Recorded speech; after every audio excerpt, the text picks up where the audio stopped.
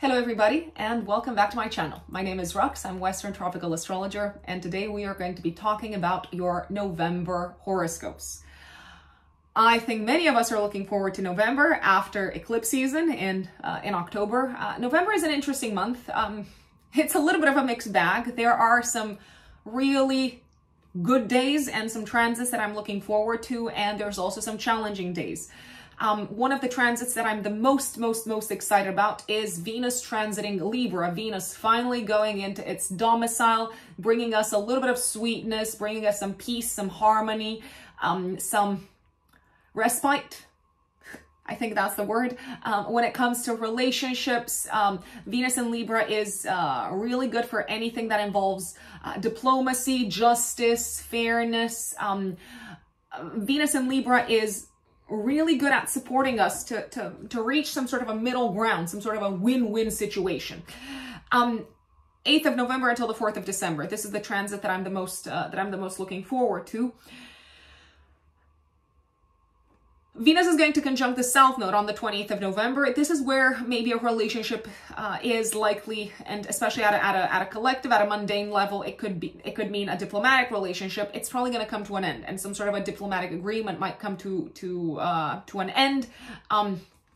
New kind of like agreements, new coalitions are probably going to make their way into our lives. But 28th of November, it feels like the world is giving up on something connected with diplomacy and peace. What else is happening in November?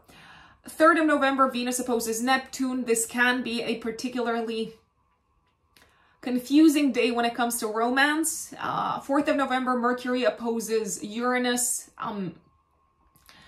Very kind of like unconventional revolutionary opinions and positions are coming to the surface. Saturn goes direct in Pisces, so finally it might feel like we're making some sort of progress with what we're looking to accomplish on the Piscean front. So this could be something connected with mental health. It could be something connected with artistic and imaginative endeavors. It could be something connected with creative projects. It could also be something connected with medicine and healing and drugs. 6th of November and the 7th are two of my favorite days, with Venus on the 6th trining Pluto. So really getting to the bottom of what was maybe causing a relationship not to work and kind of like improving it and working on regenerating this relationship. And on the 7th, Mercury is trining Neptune.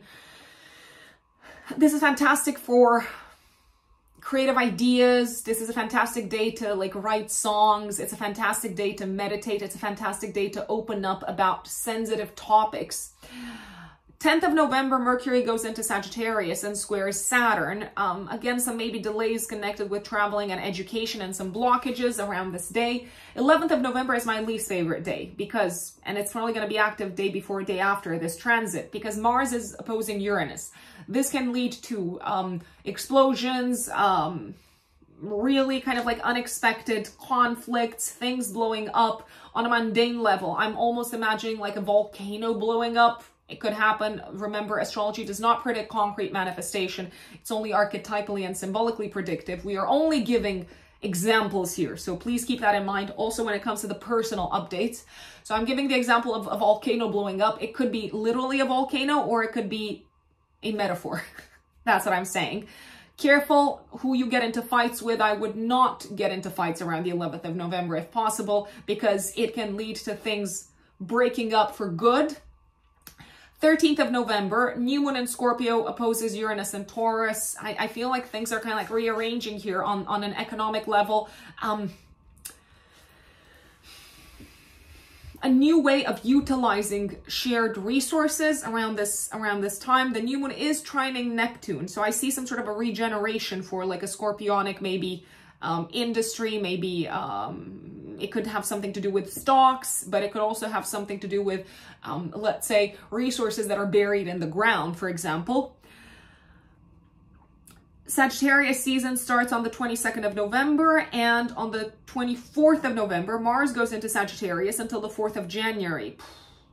Lots of fighting for what we believe in, lots of standing up for what we believe in. Mars in Sagittarius is also notorious for fighting for religious and philosophical purposes. And on the 27th of November, we've got a full moon in Gemini, very challenging, very tense. Challenging, why? Because it's forming a T-square in the sky with Saturn. So I feel like some sort of an educational institution could fall apart, could crumble. Maybe also some sort of an institution connected with traveling. I would not necessarily travel on the 27th. If you can, maybe travel afterwards, because something is being very like heavily restricted when it comes to movement around this time, and something might just need to change when it comes to security in movement and traveling. I do see this full moon as being quite chaotic. People are kind of like scattered all over the place, not enough information, and the information that we've got is probably not going to be very accurate because Mercury is going to square Neptune at the time. That is the astrology of November in a nutshell. Now, before we go into the updates for each of the 12 zodiac signs, I do want to remind you of a few things. First and foremost, that I recommend listening to the update for your rising sign, because that is how I build these horoscopes. I build them with a rising sign in mind, not with a sun sign. But if you don't know your rising sign, then you can listen to the sun sign update. My recommendation would be to find out your time of birth and to Google astrology, astrological birth chart. And by inputting your date, time, and place of birth in one of the online free astrology natal chart generators, you can find out what your rising sign is, what your ascendant is, and you can make the most of these general forecasts. Now, another very important point, these are general forecasts. Not everything is going to apply to everyone. It would be absurd to have a general forecast apply to everyone at the same time. No, these are general and they're only based on the rising sign. For those of you who would like to work with me, by the way, I am a full-time consulting astrologer. I know that there are some folks here who are getting to my channel for the very first time. I'm a full-time consulting astrologer. I work with clients every day. If you would like to book a personal astrological reading, a personal consultation with me, you can find me on my website, which is writteninthestars-astrology.com. You can go straight to the services section, writteninthestars-astrology.com. The website is also pinned in the comments section and in the description of the video. So those of you who are here for the first time and who haven't worked with me, you can go straight to the 1 hour, 15 minutes Zoom consultation. This type of consultation is completely customizable to your needs. For example, if you haven't had your natal chart interpreted and analyzed before, I always recommend starting with a natal chart. Then we can use this 1 hour and 15 minutes to do that. The natal chart is the root prediction, as they say, and it is the map of the sky that helps us understand our soul's intentions in this lifetime. If you have worked with me in the past, there's other options for you. The 1 hour year ahead forecast, also the 30 minutes follow-up consultation if you have some really specific questions. Now, if you're a new client and you've had your natal chart interpreted in the past and you want to dive into the year ahead, once again, the same option, 1 hour, 15 minutes Zoom consultation is the one to go for. As I said, we can completely customize it to your needs. We can analyze the themes for the year ahead for you to be best prepared, to make the most of opportunities, to prepare for potential challenges. We can also dive into topics such as astrocartography, compatibility, more kind of like specific areas such as relationships or vocation and career. Once again, the 1 hour, 15 minutes Zoom consultation is completely customizable to your needs. Also on my website, for those of you who are astrology students, you can find available to purchase as recordings 3 of the classes that I have run, that I have taught in the past. The Forecasting with Transits Masterclass, Natal Chart Interpretation Masterclass, and Saturn Transits Masterclass.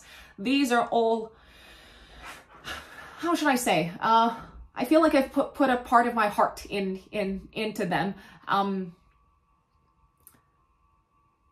I see them as invaluable resources for the intermediate, not for the beginner, but for the intermediate astrology student who is looking to take their practice to the next level. So if you want to build forecasts from scratch, if you want to sharpen and polish and really have a framework when it comes to interpreting natal charts, when it comes to analyzing birth charts. If you want to understand more in depth how to work with the transits of Saturn, Lord of Karma, planet of the 3D reality. Saturn governs over all things structural and material. These courses are a fantastic tool. So you can find them on my website, once again in the services section, written in the stars-astrology.com. Last but not least, in my practice, I use the whole sign house system. I know that there are some of you here who use other house systems, who are maybe astrology students yourselves. To each their own. There is no such thing as the only house system that works, the correct or the incorrect house system. House systems are like languages. The whole sign house system is allegedly the oldest.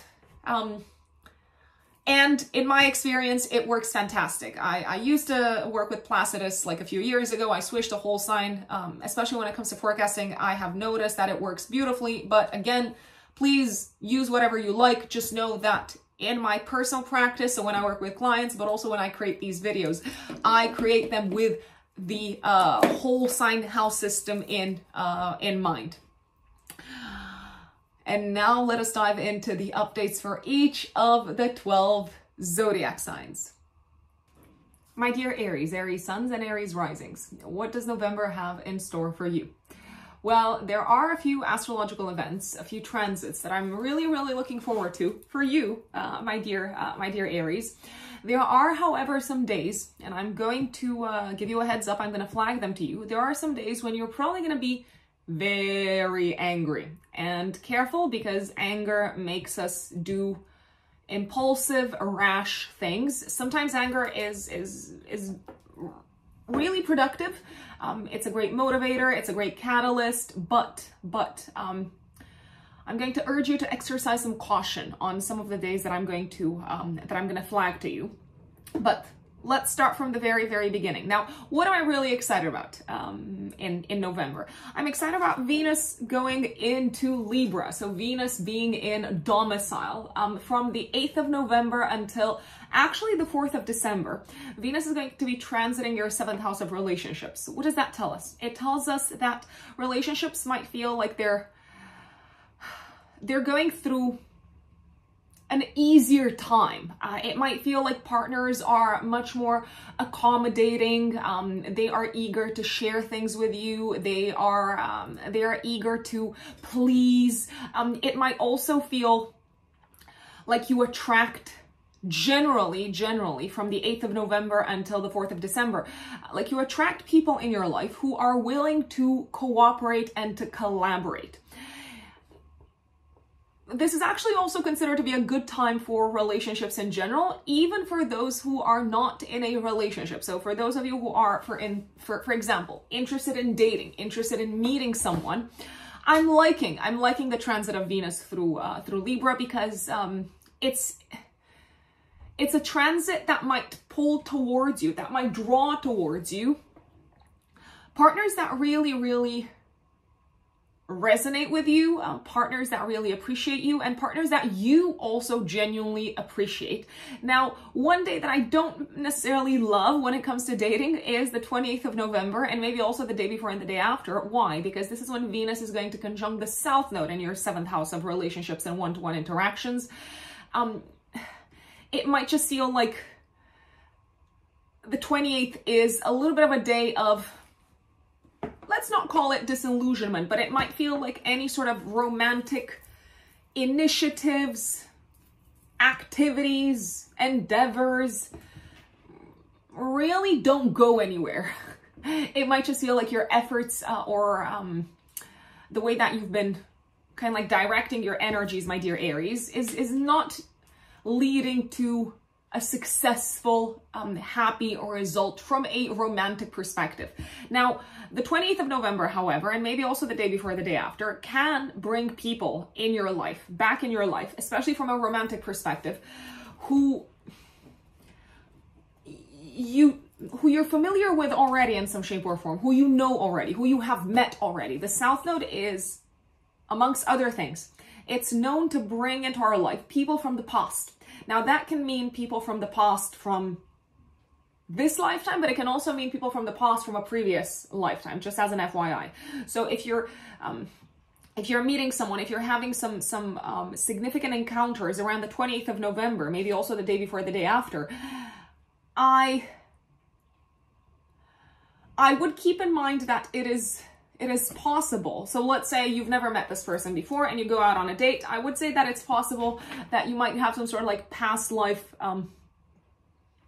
connection with someone that you're going out on a date, for example. Now, on a more symbolic level, Venus coming together with a South Node in your 7th house of relationships on the 28th of November is saying, listen, you got to let go of something. You got to release something that is no longer serving you relationship-wise. Now, that could mean an existing set of values. That could mean an existing set of expectations. That could also mean releasing someone who you've been in love with or connected with romantically, but now you realize this is not going anywhere. So let's say you've been, I don't know, thinking about an ex for quite some time, and you realize that if you want to move forward with your life romantically, you really have to let go of that former connection. You really have to make peace with the fact that this is something that belongs to the past, I'd say. What I also like about Venus transiting Libra in your 7th house of relationships, my dear Aries, and I know I'm going to have people saying, oh, I'm not in a relationship. What about me? And that's totally fine. The 7th house is also where we literally encounter others. So in general, it might feel like people are much more inclined to please you, much more inclined to work in conjunction with you, much more inclined to meet you halfway. So it's not just about romantic relationships, but it is a particularly significant transit from a romantic perspective for those of you who are interested in romance or involved in romance in any shape or form. I would also bring to your attention the fact, my dear Aries, especially Aries risings, I want to bring to your attention the fact that from the 8th of November until the 4th of December could be a really good time to collaborate with partners that you've worked with in the past on professional matters. So you might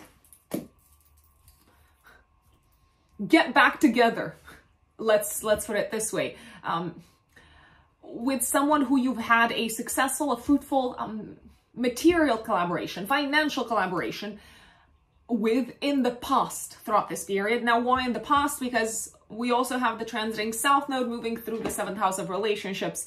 So there is this very kind of like strong connection with the past, I'd say. So I think it would be a good idea to sit down, sit back and ask yourselves, Aries, okay, especially for those of you who are maybe, who have your own business, who are working for themselves, I would ask myself, if I were in your shoes, Aries, how can I make the most of contacts, relationships that already exist in my life? How can I continue to monetize them, capitalize on them, or how can I maybe reignite this sort of like collaborative energy between myself and a partner from the past, or like a client from the past? So really good time to do that. Now the month, I know that I jumped right into the Venus and Libra transit. I think this is a very important transit because there are some days, as I said, Aries, and not just for you, for everyone, but everyone's going to feel them in their own way. There are some days coming up in November. They're probably going to be quite frustrating and annoying. So I think many of us are going to be very grateful to Venus transiting Libra, softening the energy that we're kind of like receiving from other people. And in particular, that applies to you, my dear Aries, especially Aries risings. Now, going back to the beginning of the month. So I'm not a big fan of the 3rd and the 4th of November. Why? What's happening on these days? So on the 3rd of November, Venus in your house of day-to-day work is opposing Neptune and Pisces in the 12th house. It might feel like the collaboration with either a work colleague or a client is just not exactly hitting its mark, or it might just feel like there's quite a bit of confusion in terms of whether this is a successful collaboration or not. You might be a little bit disappointed with a client or a work colleague around this time, or maybe also with, you could be a little bit disappointed potentially also with someone who you've been working with in terms of improving your health. So maybe, I don't know, I'm gonna give an example. Maybe you've been working with a coach, and around the 3rd of November, you might just feel like, you know what, I don't think this is getting anywhere. I'm not really seeing the results, or I'm not really seeing how this relationship is going to continue, because it just feels like it's not as clear or as structured or as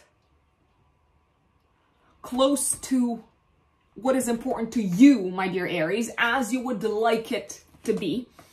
4th of November, Mercury is opposing Uranus in your 2nd house. I feel like this is a day when you could have like a sudden, unexpected, maybe expense, which is very, very, very possible. There could also be an unexpected, frustrating interaction, verbal interaction with a work colleague once again. So the 3rd and the 4th are not necessarily the calmest and most productive of days work-wise, and it does seem to have something to do with the people that you're working with. Either something gets lost in translation, either you realize that someone's been hiding something from you, either you're like super disappointed in someone who you're working with, and you could also feel like super taken aback by something that they say. So tread carefully if you ask me, because this person, if you are feeling very annoyed with someone, this person might actually have a little bit more power than you think they have. So I would be careful what it is that you say to them. Now, the 6th of November and the 7th are actually 2 of my favorite days in November. So what's happening? On the 6th of November, Venus is trining Pluto in your 10th house of career. I feel like this is when you are reaching some sort of an important agreement at work. It could be that you are sealing an important deal. It could be that you're receiving a lot of appreciation from someone in a position of power work-wise. It could feel like you finally managed to like repair a relationship, either with a colleague or with a client. It could also feel like you've gotten to the bottom of what was causing friction and what was negatively impacting the relationship with either a coworker, a colleague, or a client. So bravo, bravo, bravo. I like this. I like this. This could also feel like a day in which you really, really enjoy kind of like rolling up your sleeves at work and working in conjunction with someone else to do something very important that needs fixing or that needed fixing. I'm liking the 6th of November because you might also feel like if you're spending any money on health, you might feel like you're spending this money very wisely. And you might even feel like, okay, I'm starting to see results ASAP. I'm trying to say that properly. 7th of November, I like this because Mercury is trining Neptune. This is just like a very, very creative day in terms of ideas. Your imagination is super active. You might dream things. You might come up, I mean, actually in your dreams, you might come up with some sort of a solution to a work-related problem. It feels like you're almost getting inspiration from something beyond the 3D reality.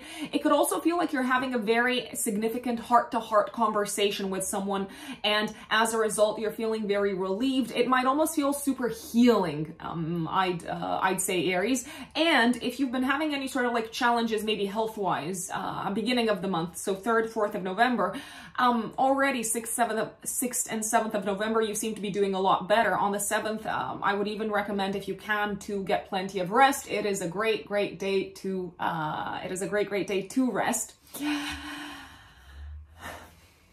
10th of November, Mercury goes into Sagittarius in your 9th house. So your mind is going to be on 9th house matters, traveling, academia, big picture kind of topics, such as the meaning of the work that you're doing, for instance.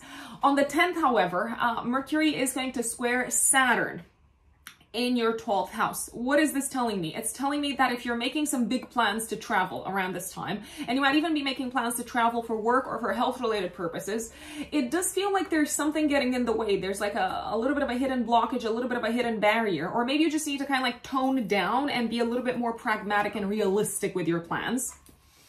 11th of November is one of the days that I dislike in November. And you know me, you know I am an upbeat person. I apologize, words. You know I like to look at the glass half full, but this is a day in which the glass can become half empty quite quickly. Mars is opposing Uranus on this day. Very, very, very careful, my dear Aries, with the following. Not to get into a sudden and unexpected fight. Very careful when you are using sharp tools. If you can, stay away from sharp tools, stay away from heat, stay away from heavy machinery. If you're driving a car, I would absolutely not speed. Mars-Uranus combinations are known for explosions. So if you are in a car, my big recommendation is to again, and like take it slow, take it easy, so that nothing kind of like blows up, if you ask me. And this could also be a day of a massive fight. It's possible, sudden, massive, unexpected fight over shared assets and shared resources, especially for those of you who are in a relationship. So you could fight with your partner over money, expenses, and things like that. 13th of November, 3 days before, 3 days after, also active. We've got a new moon in Scorpio in your 8th house, in opposition to Uranus. This is a new beginning for you, my dear Aries, when it comes to shared assets, shared resources, taxes, debts, inheritance. But I feel like this new beginning contains some sort of an unexpected and maybe not such a pleasant surprise. Maybe you realize that your taxes are going to go up, or you realize that something like, I don't know, your credit card rate is gonna go up. Maybe the rate for your mortgage might go up. So it feels like someone else is getting more of your money. This could also be a time when you decide to cut ties and to start fresh, to cut ties with someone who you've been involved with from a financial perspective. So maybe some sort of a business partner. What I do like about this new moon is that the new moon is in a nice aspect to Neptune. So it feels like something needs to be released and let go in terms of maybe fears around money, finances, debts, taxes, inheritance, and so on. There could be some sort of sudden news connected with inheritance, taxes, a lump sum of money making its way to you.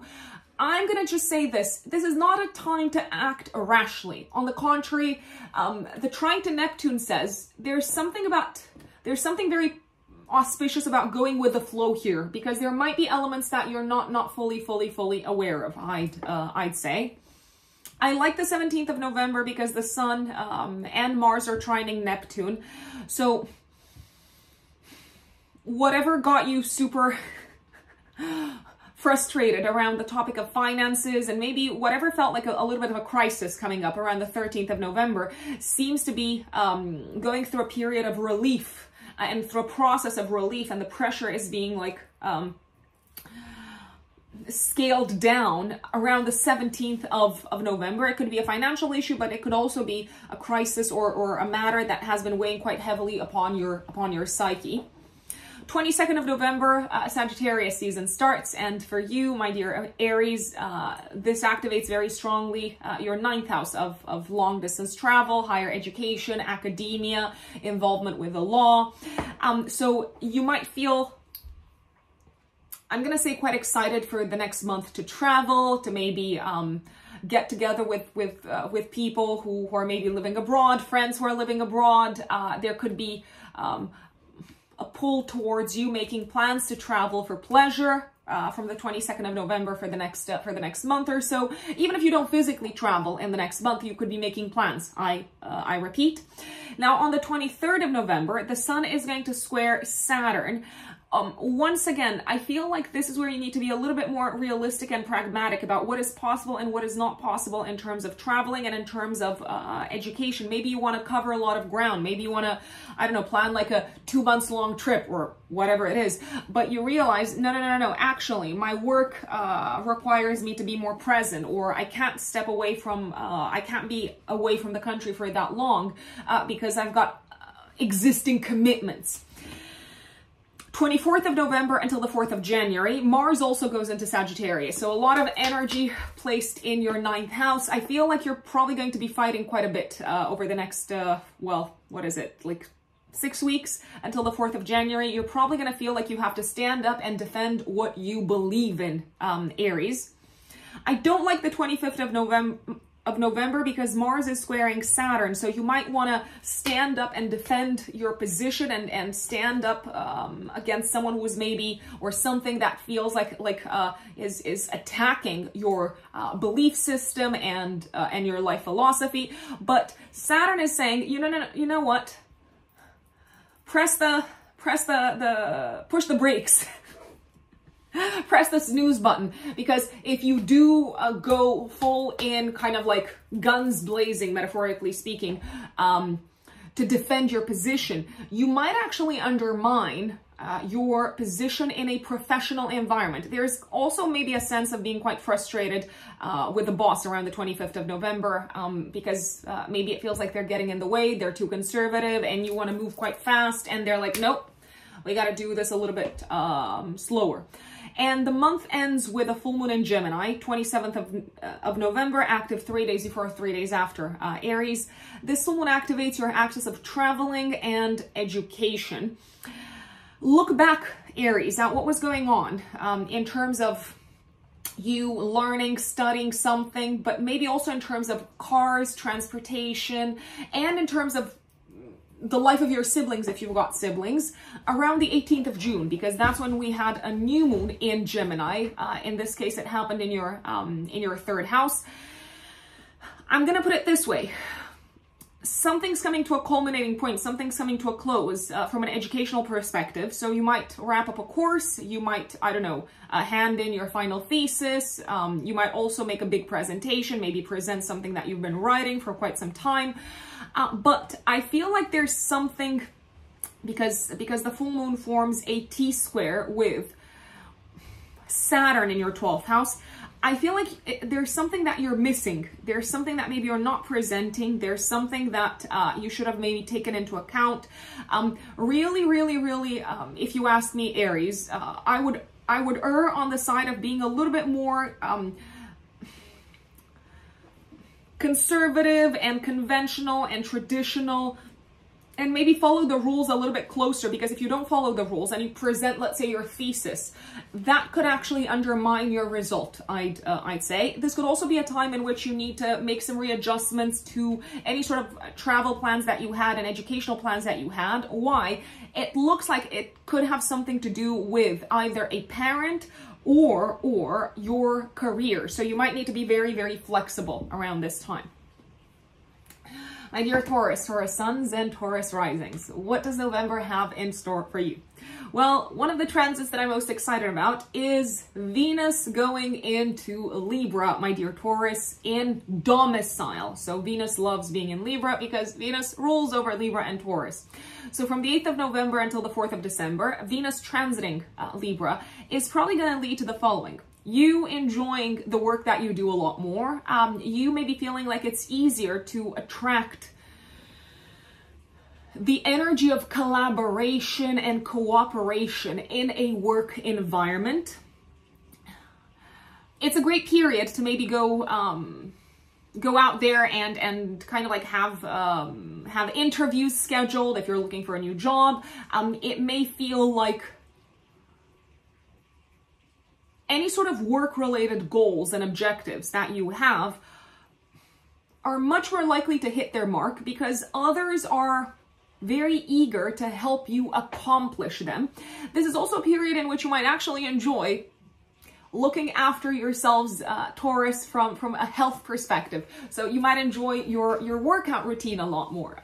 You might enjoy, I don't know, like meal prepping and waking up early and going for a walk every day. There's a sense of enjoyment in terms of looking after yourselves, Taurus, and also in terms of improving your general state of health, wellness, and well-being. If you've been dealing with anything health-wise, Taurus, especially Taurus risings, the transit of Venus through your 6th house of health is likely to prove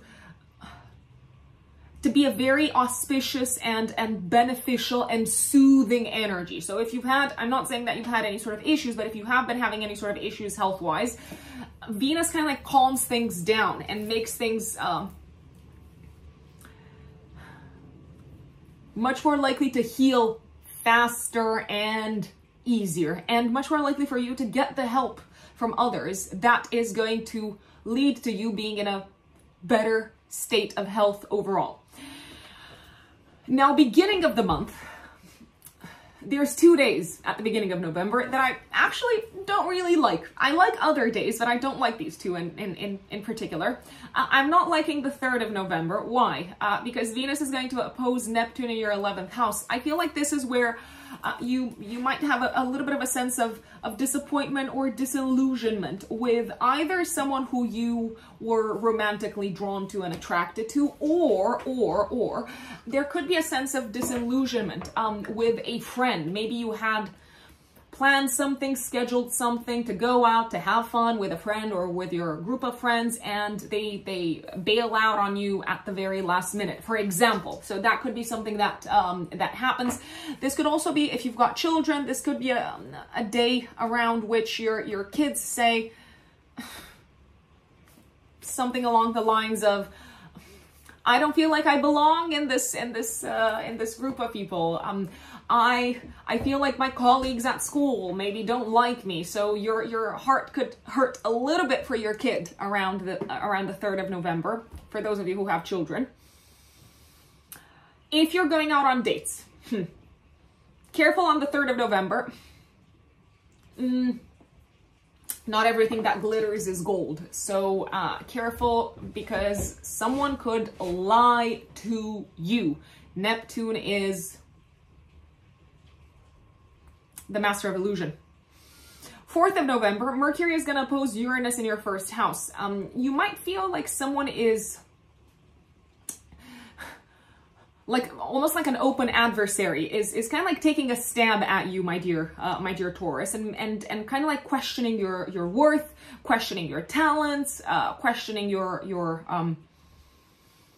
capabilities. It could feel like maybe someone's been gossiping. Yeah, someone's been gossiping about you. Something that someone else says really is very, very irritating, and I wouldn't be surprised if you decided to cut this person out of your life. You might also have a very challenging conversation with a partner if you do have a life partner. You might have very challenging conversation, and you might feel like you're on kind of like two opposite ends of the situation when it comes to the topic of children. That's very, very, very possible. I like the 6th and the 7th of November. These are actually two of my favorite days in November. On the 6th of November, Venus trines Pluto in the 9th house. This is a great day to go out on a date. It is a great day to also work together with someone else on something that you're very, very passionate about, something that allows you to express your creativity. It could feel like a very productive day when it comes to any sort of creative matters, but also matters that involve traveling, that involve maybe marketing, advertising, spreading some sort of a message out into the world. Collaboration, even at work, is going really, really beautifully. I love it. I feel like there is like a strengthening and a deepening of a tie with someone on this day. It could be a romantic tie, but it could also be the deepening of a tie with a work colleague, and you might just feel like, yes, I'm really happy that we're working together.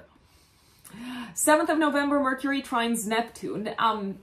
This is where you seem to be on the same page with someone, especially a significant other, so your life partner, on how to approach a specific plan for the future. You could also have a very soothing and healing heart-to-heart conversation, maybe where either the other person opens up or you open up to them, and it just feels very cathartic and very healing overall. There is a possibility that someone opens up to you, and maybe now the relationship, because you get a glimpse into their heart and their soul, now the relationship is going a lot better, even if you've been having a hard time, a difficult time with them up until this point. And when I say relationship, it doesn't necessarily mean just romantic, it means relationship, connection with people in general. This could also be a day in which, if you're going out either with a partner or with friends, someone might jump in and say, I'm going to pay for you, I'm going to treat you to this, and you might feel very loved. 10th of November, Mercury goes into your 8th house of other people's money, debts, taxes, shared resources, and it's going to square Saturn and Pisces in the 11th house. You might feel a little bit misunderstood by a friend, also maybe by a boss around this day. It could feel like your, let's say, more optimistic and uplifting, positive solutions are received with, I don't want to say disdain, but are received very, very, very coldly. You could also feel like a friend is treating you very, very coldly. You could feel like there's some sort of a rift between you and a friend in conversation and in communication. 11th of November is probably my least favorite day. Why? Because Mars opposes Uranus. I don't like this. Why? Taurus, please. If you are going out into the world on this day, my massive recommendation is please don't get into fights, because you don't know who your opponent is, and they could react very violently. You don't know how much power they have, and they seem to have a lot of power. This could also be a day when a relationship, and it could be a business relationship, breaks up for good. You could have like a very sudden, unexpected, how should I call it? Should I call it destructive? I know that sounds very dramatic, and I'm not dramatic, but really I don't like this day. So there could be like a sudden destruction of a business partnership, like suddenly kind of like cutting someone out of your life.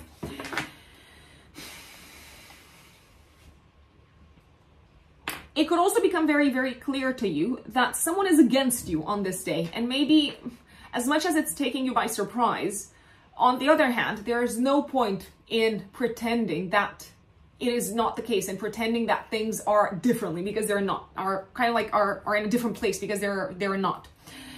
13th of November, active 3 days before, 3 days after. By the way, both around the 13th of November and around the 11th, so kind of like in this sort of like time frame between the 11th until the 15th, 16th, I would be very, very careful, my dear Taurians, if you're working out, not to overdo it and not to rush into anything, because there is a little bit of danger of accidents. Mars-Uranus is notorious for accidents. Mars-Uranus combinations are notorious for accidents.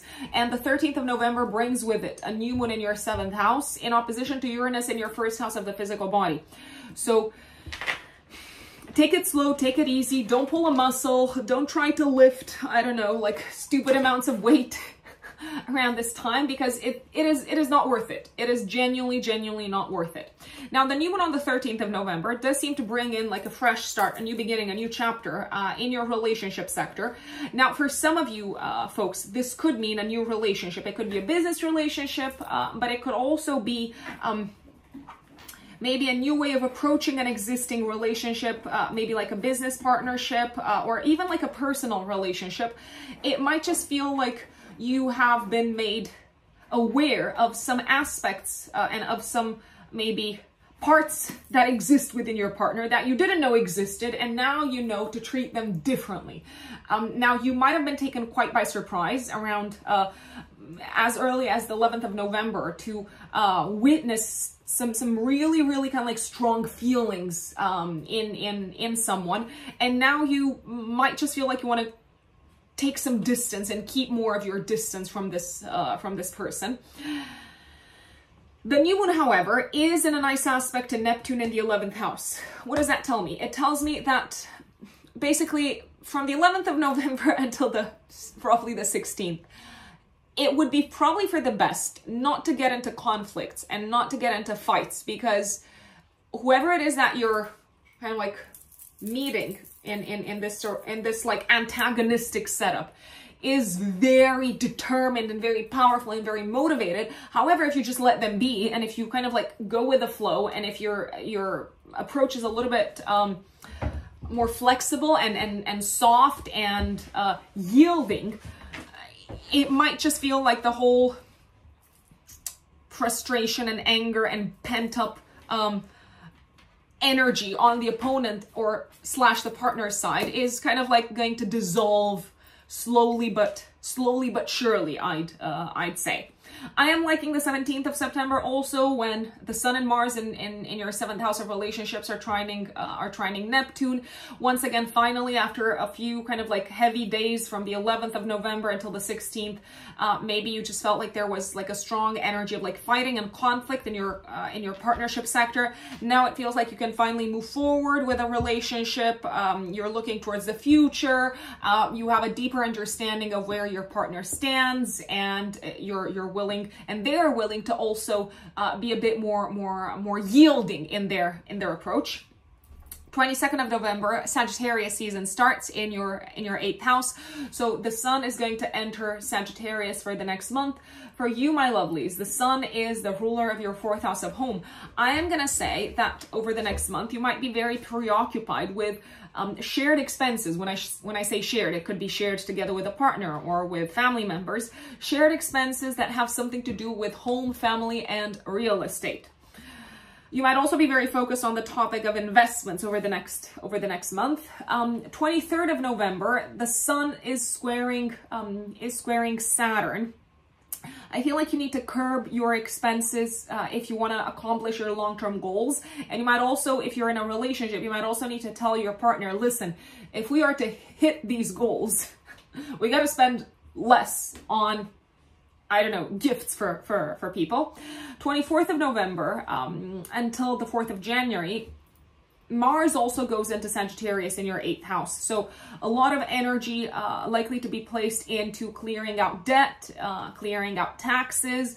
Careful not to be in a rush, not to act impulsively when it comes to investing or kind of like spending money on investments. Maybe I would think 3 times before getting like a new credit card or something like that. You probably don't need more credit around this time, and Mars can act quite impulsively, I want to say. This is, however, a great time, if you ask me, generally, to take advantage of this transit, to have really hot sex.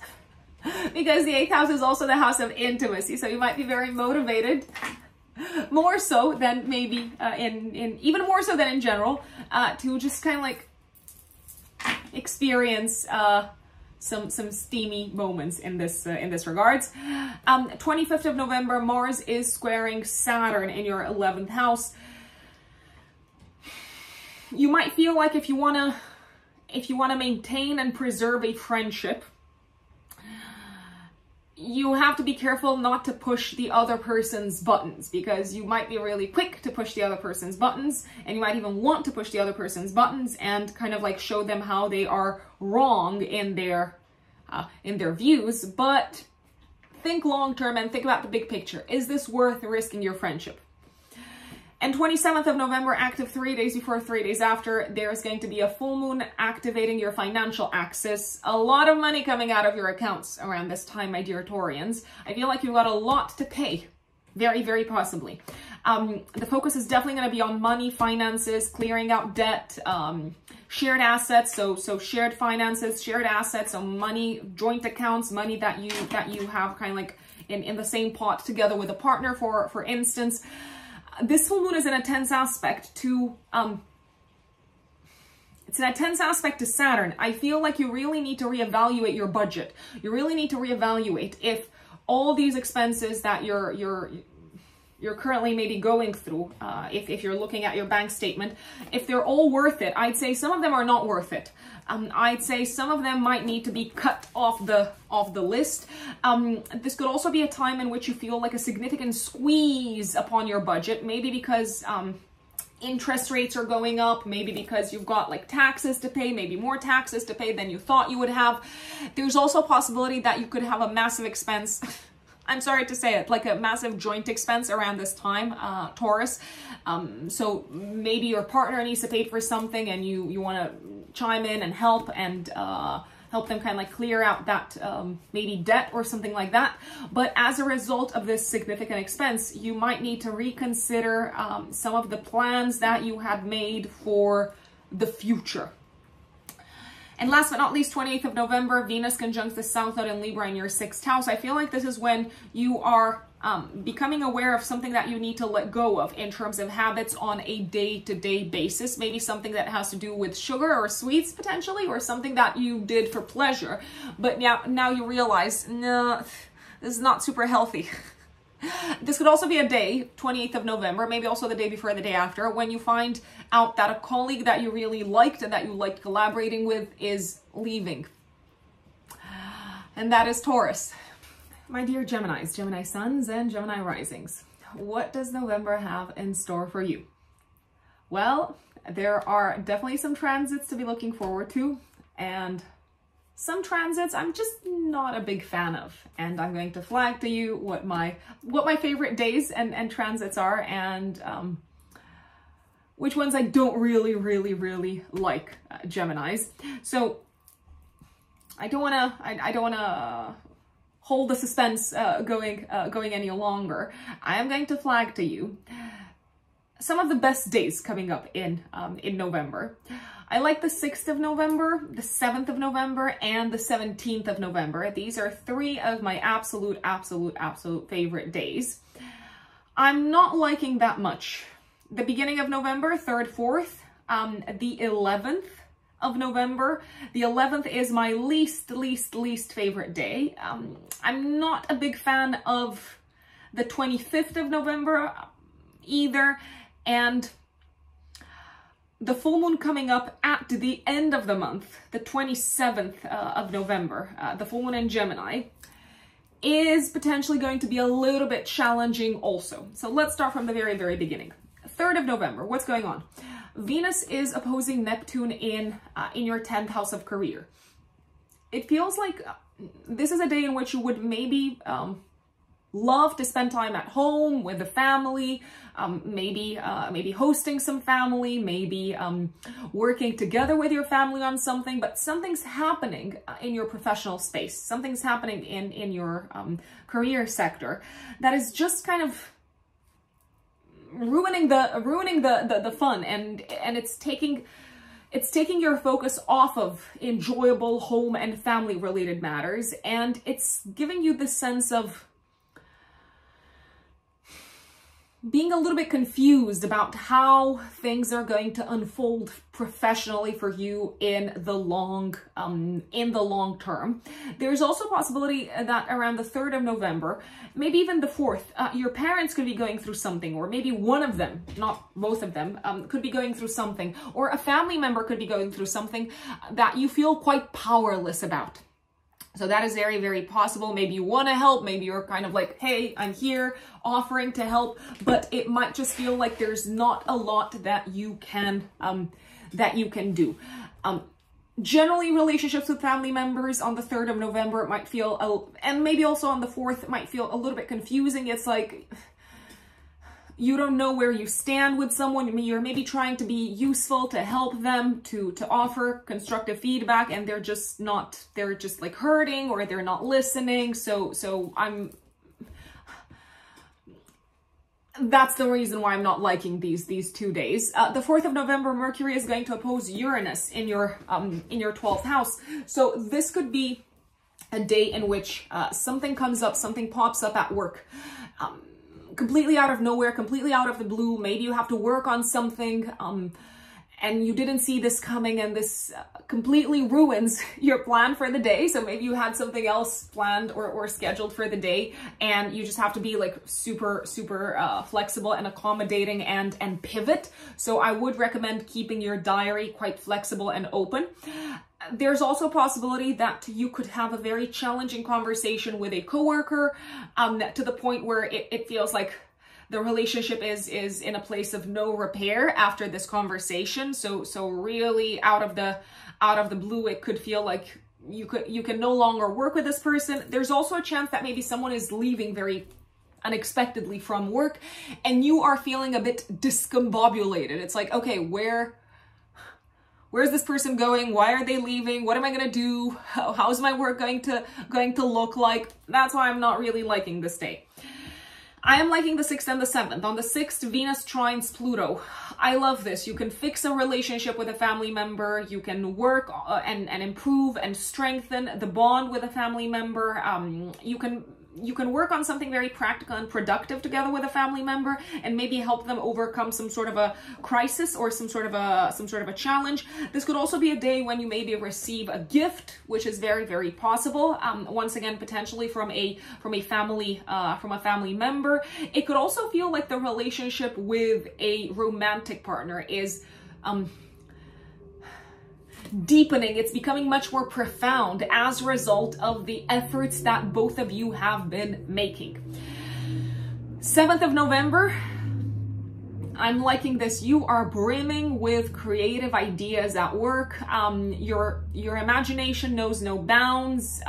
It also feels like if you listen to someone, if you listen to what they have to say, if you also kind of like tune into, I'm gonna say instinctively, intuitively, into the meaning of words beyond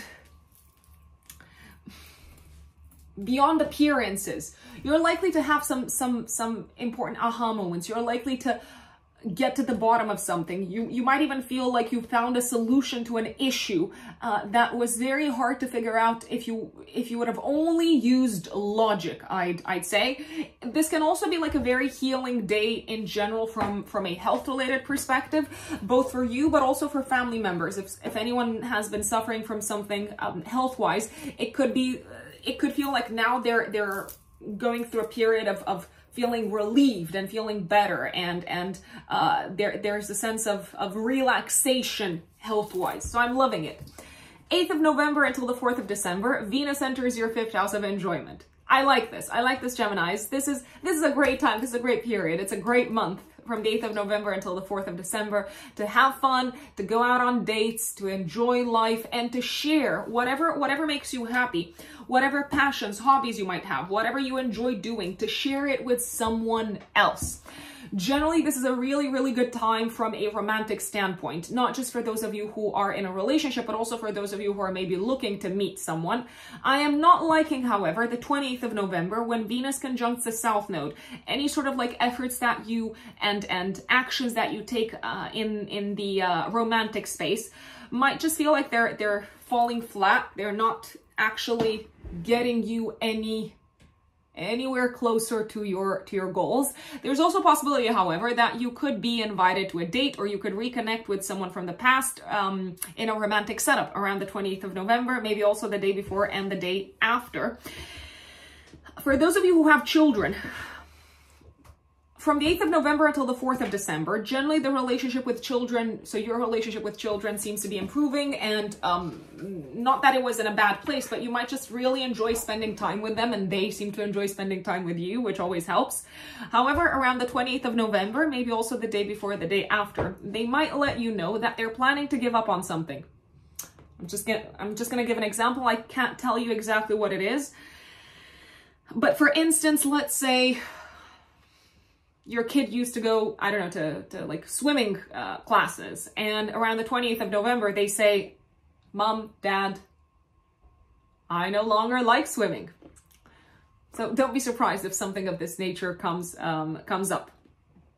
10th of November, Mercury goes into Sagittarius in your 7th house of relationships, Geminis, and squares Saturn. So any conversations that you have with a partner, both life partner or business partner or client around the 10th of November, it might just feel like you're hitting a little bit of a wall. It might just feel like you are kind of like trying to get them to look at the big picture, but either because they are afraid or because they are more on the conservative side or because they don't want to take risks, they're just not hearing you out there, or they don't want to listen to you. Not the best of days, the 10th of November, to make a presentation to your boss. If it's possible, I would even postpone it, or not the best of days to generally speak in public, the 10th of November. If you have to, I would stick to the tried and tested. I would stick to the facts. I would stick to a more conventional and conservative approach around the 10th of November. 11th of November, my least favorite day, Mars opposes Uranus. Careful who you get into a fight with at work, because there is the potential for a sudden, unexpected conflict that may literally blow up in a work environment. You don't know what you don't know, so before you attack and before you jump at someone's throat, metaphorically speaking, my dear Geminis, there might be elements that you are not privy to, and if you kind of like rush into defending your stance or your position, it could turn into this whole big thing. Also very, very careful on this day. When it comes to your health, when it comes to working out, something could break. Mars-Uranus is an energy that can be associated with accidents, ruptures, kind of like sudden breaks. So if we kind of like apply that to, I don't know, let's say working out, careful not to tear a muscle or something like that. I would take it easy. I would take it slow. It can be a day of potential crisis health-wise, Geminis. It's not a new thing. It might pop up all of a sudden in your life, but it could be something that has been festering under the surface for quite some time, and it might need your immediate attention. So it might need you to immediately act on it. I don't know, I'm going to give an example.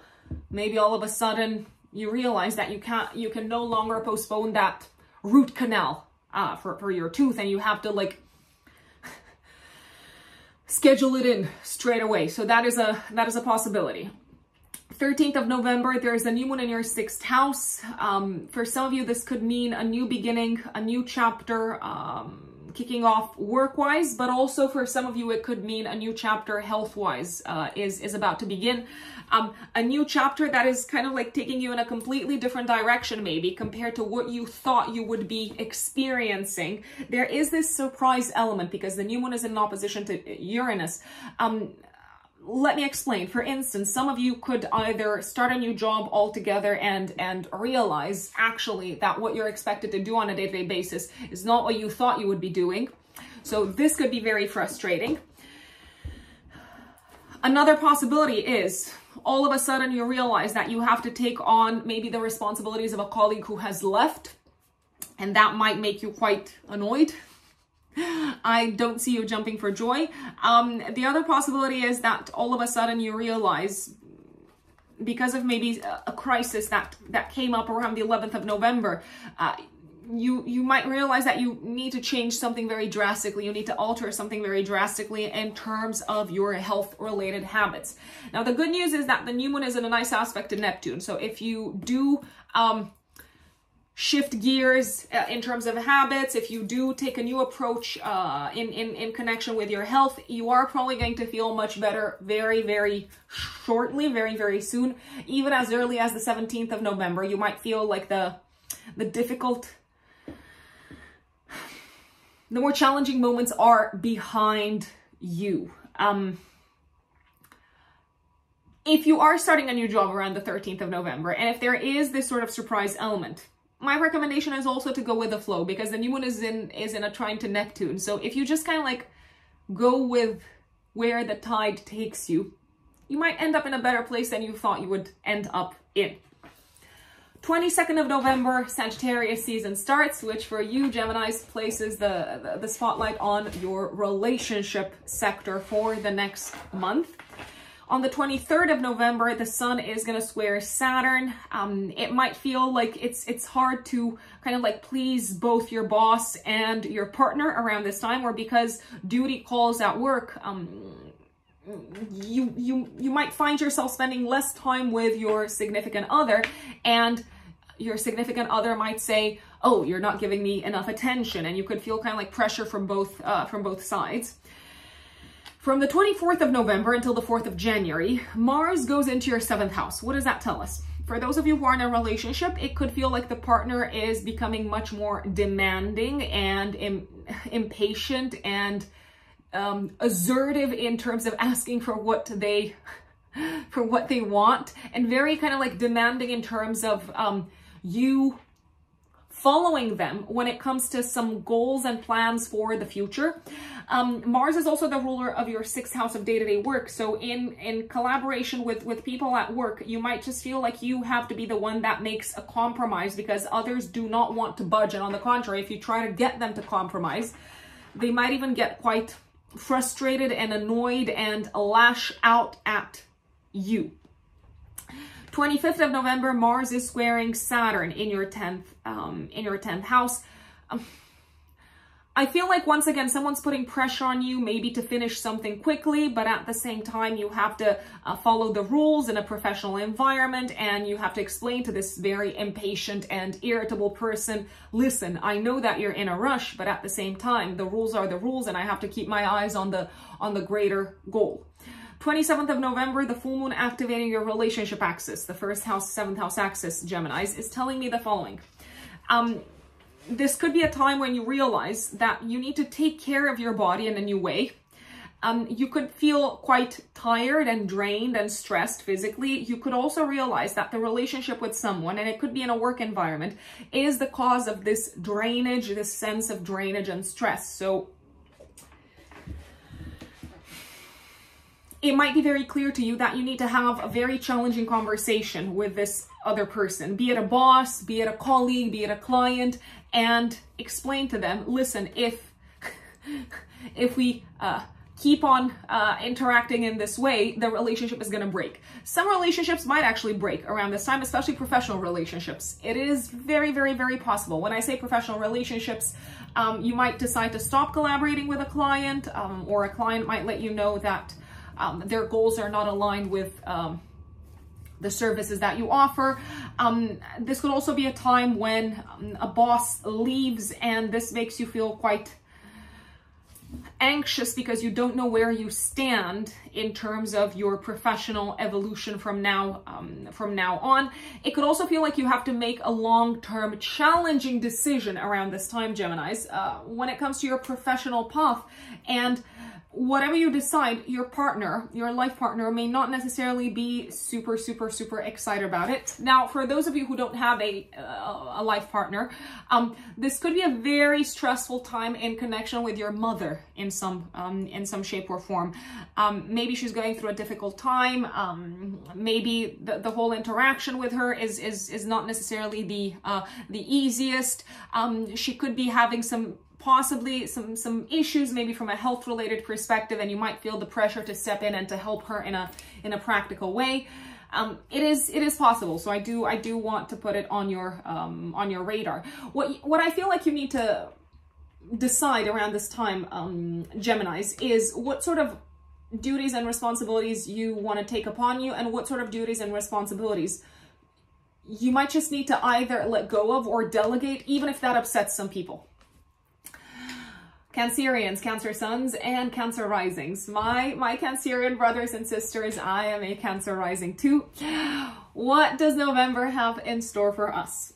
Well, I am liking the transit of Venus through our 4th house of home, family, roots, and the past. This is happening from the 8th of November until the 4th of December. This is generally a good time, a really, really nice time to get together with family, to host people at home, to organize kind of like social events in the privacy of your own home, so to host dinner parties or something like that.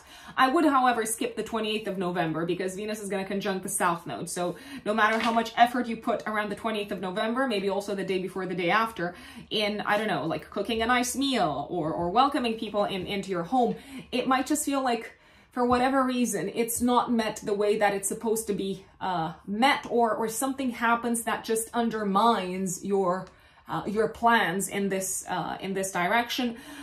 Also around the 28th of November, with Venus conjunct the South Node, it feels like you might need to let go of an existing attitude or an existing dynamic when it comes to the relationship with a family member, especially with a parent. So something is no longer working and you just need to let go of it. You just need to surrender it. This could also be a time, I'm going to put it out there, when something beautiful around the house is maybe just like it breaks or it falls apart or it's no longer working and you have to say goodbye to it. Going back to Venus transiting your 4th house, this is, however, really, really good time from the 8th of November until the 4th of December, with the exception of the 28th of November, a few days before, maybe the day before and the day after. It can be a good time to buy beautiful things for the home and to beautify the home in general.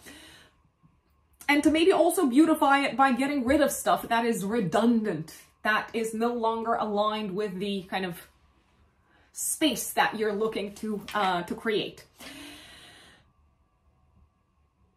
Beginning of the month, I don't really like Cancerians, and this is not just for you, this is for everyone. I don't really like the 3rd and the 4th of November. Why? So on the 3rd, Venus is opposing Neptune. I feel like there could be a sense of disappointment when it comes to like a trip around this time, or if you had something planned that involved traveling, it could feel like something beyond your control interferes with your trip. If you are on the road around this time, once again, maybe rains or floods or something that is beyond your control interferes with the plans that the travel plans that you had made. Careful not to not to overpromise and underdeliver something on this day, because it may backfire. This is not the best of days to present something like a presentation or something that you have written to the wider world, because it might just feel like your message does not hit the mark for whatever reason. Maybe they're just not in the mood for it. 4th of November, Mercury opposes Uranus and Taurus. I feel like the plans that you had made with a friend all of a sudden go out the window. Maybe something happens in the life of a friend, all of a sudden they tell you, I can no longer make it to our dinner party. I can no longer, I'm no longer gonna be able to make it to the trip on the trip that we had planned. It's not a disaster, obviously, but be prepared for social plans to go haywire around the 4th of November. 6th and the 7th of November, I really, really like. I like the 6th because Venus trines Pluto in your 7th house. Beautiful day, romantic day, great day to go out on a date, great day to have a heart-to-heart with your partner, great day to talk about important plans for the future that involve some sort of a transformation and transition together with your life partner. If you don't have a life partner, as I said, a great day to go out on a date and maybe to connect with someone romantically who you've met in like a work type of setup. I feel like there's kind of like a strong magnetism for someone around this time. It could also feel like someone's helping you accomplish your long-term goals around this time. It could be a friend, it could be an advisor, and you are very satisfied with it, Cancerians. I'm liking the 7th of November when Mercury trines Neptune. Oh my God, you are having a dream, a vision, your imagination, and the way kind of like your words flow is, well, you're kind of like hitting it out of the park. I feel like You might even be receiving these like creative downloads, I wanna say. Conversations that you're having seem to be very, very illuminating around this time. Maybe conversations around romance, around children, maybe also conversations around your own fears and patterns of self-sabotage. You seem to be talking to someone who has a lot to teach you. Maybe you're listening to something, maybe like a documentary, or maybe you go to a museum and you're having these sort of like aha moments and these epiphanies.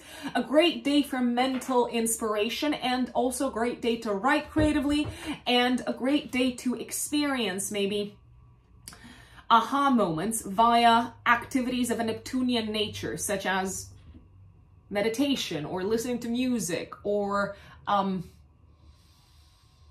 even watching a film is very Neptunian, I'd say.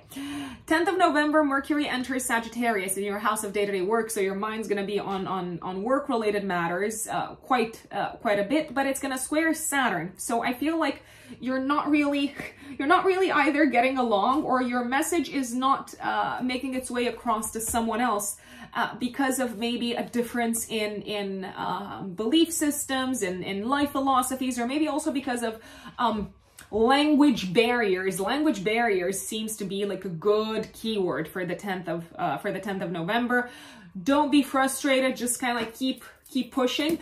If you are presenting something in a work environment, like I don't know, like a PowerPoint presentation, or like a report or something like that, stick to the facts, and be very careful not to come in with like big words and try to like wow someone, and then they challenge you on the facts and you realize, yeah, the numbers don't tell such a great story. So stick to the facts, stick to the numbers.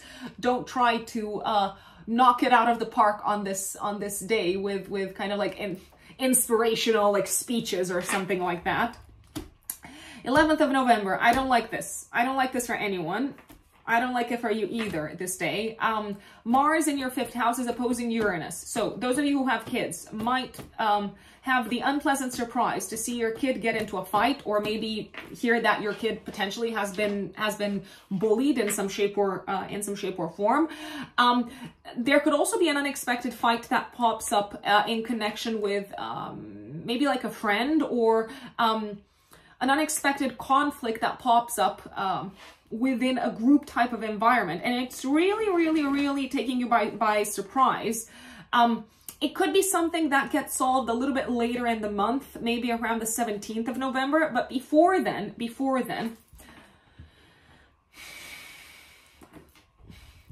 I would be very careful who I defend and what position I stand by, because this can really undermine either a friendship, or undermine maybe your belonging to a community or an organization or a group of people. This is a day that might bring in accidents, incidents, news of this nature, possibly connected with a friend. I'd say not mandatory, but it is a possibility. 13th of November, a new moon is happening in your 5th house. So a new beginning in terms of maybe creative endeavors, passions, hobbies. Also a new beginning for those of you who have children, a new beginning for your child in some shape or form. A new beginning that maybe involves your child getting out of a group of people or saying goodbye to some friends. A new beginning also maybe for you in terms of diving deeper into your passions and hobbies, maybe individually, so outside of your connection with a community, or without maybe a friend that you thought would join you on this journey. The new moon, however, which I really like, is in a nice aspect to Neptune. So choose your battles and let go and forgive and move on and release whatever needs to be released, and think about what makes you happy, my dear Cancerians. And also, if you just kind of like go with the flow and see who comes into your life, see what sort of like energy pops into your life around this time, especially those of you who are single, might witness someone kind of like gravitating towards you that is likely to feel like a very suitable romantic partner.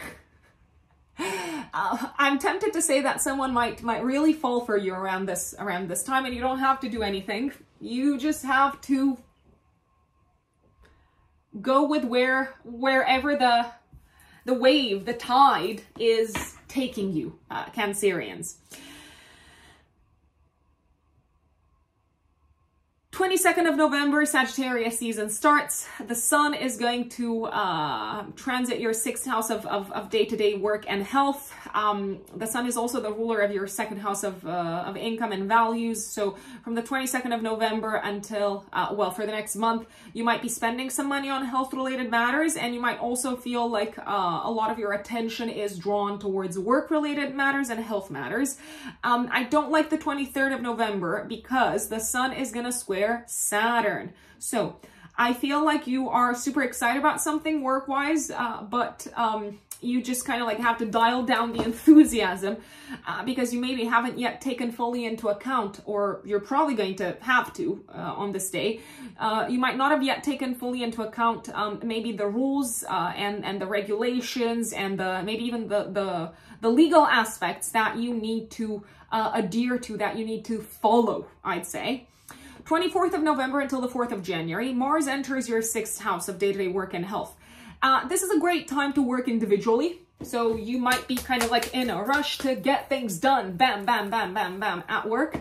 It's like, let's do this. But individually is the key word, because if you're trying to work in tandem with someone else, you might just feel like everyone else is a lot slower. Slow down when it comes to working out, slow down when it comes to, I don't know, going on hikes and things like that, because especially around the 25th of November, you might overdo it, and your muscles might tell you, listen, you've hit our limit. The 25th of November, when Mars squares Saturn, is a day in which you might feel somehow restricted in your movement. You might also feel somehow restricted in terms of going after what you want and kind of like moving forward quite rapidly with your initiatives at work. Don't worry, it's not forever, but you do probably need to slow down, and you do probably need to kind of like pace yourselves, my dear Cancerians. 27th of November, there's a full moon activating your axis of work and service. So I feel like you are wrapping something up work-wise, maybe like an important project, maybe something that you've been working on since June. However, this can also be a time in which some Cancerians encounter some form of a crisis health-wise, something that requires significant readjustment of your daily habits, something that has been kind of like building up under the surface. You might also need to change your views around this time, my dear Cancerians, when it comes to a health-related matter in general. So you might need to revisit your let's say mental position around a health-related matter. You might realize this existing set of beliefs, this existing opinion about health-related matters is not serving you. On the contrary, you might feel a little bit like you're drained and tired, but at the same time, you have to wrap something up. You've got a lot on your plate. Mentally, you could be feeling quite overwhelmed. There's also a sense of pressure upon you, maybe connected with your duties and commitments to someone else, maybe to a partner. So I do feel like you're being pulled in 100 directions around this time, and you need to manage people's expectations. There's only so much that you can do, because if you try to do everything, then your health could suffer, not just physical health, but also mental health, Cancerians. So only do what you can do, and remember that you can't do everything. And remember that if you try to do everything, there is a possibility that you're going to hit a little bit of a wall, and you might be very, very frustrated with that, and that can also result in mental stress, tension, anxiety. So take it easy, please, please, please. Also, you might need to change some travel plans around this time, my dear Cancerians. If you were planning to travel for work, or generally if you're planning to travel, you might need to like readjust the whole schedule, or be open to a change of plans, because it feels like there's like a situation that is in flux in some shape or form. My dear Leos, Leo suns and Leo risings, what does November have in store for you? Well, let's start with the beginning.